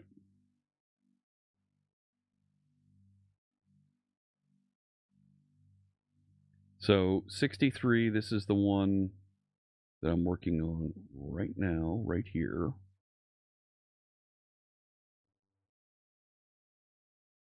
And it's building it. It'll investigate that, and I think we're in fine shape. Right? To include and have this enhanced page not found information being shared out there. So there it is, building. Done. All successful. At some point we need unit tests in here. We should probably get those in sooner than later. So there we go. I want to park this for right now, because you're right. We've been burning a lot here and doing a ton with this. And I think I need to step away, get some lunch, relax a little bit, and we can talk more about this offline on Discord. There's been some great discussions that have happened on Discord. You can check it out over there. This is a project that you can contribute to, you can be a part of. All right? Check it out. Oh, and DGen1 said to go ahead and merge some of the accessibility issue. There's a conflict there on shared resource. I'll get that resolved and merged. Thank you so much, everybody, for tuning in. I want you to participate. I want you to bookmark the repository. I want you to come back, check it out, be a part of it as we're growing, as we're building stuff. There's the link to it in chat, so you can check that out. Oh, the ads kicked in. I'm going to see who else is streaming on Twitch. And we'll get you connected. We'll route you over to somebody else that's streaming, something else cool.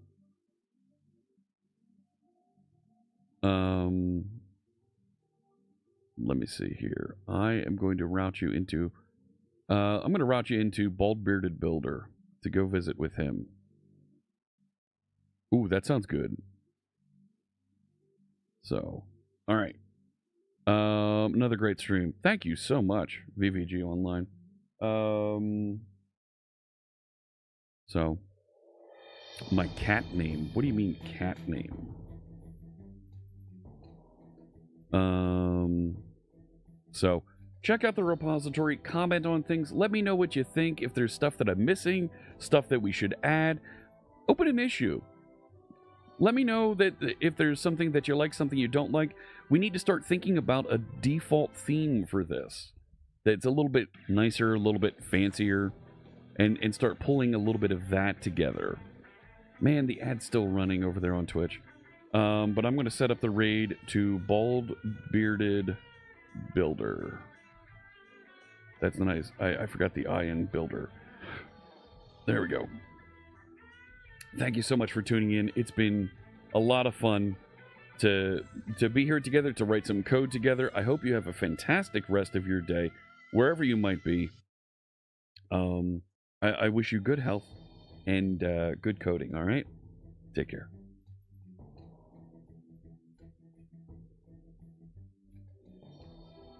And there it goes. The raid is out. And we'll see you later, YouTube. Take care.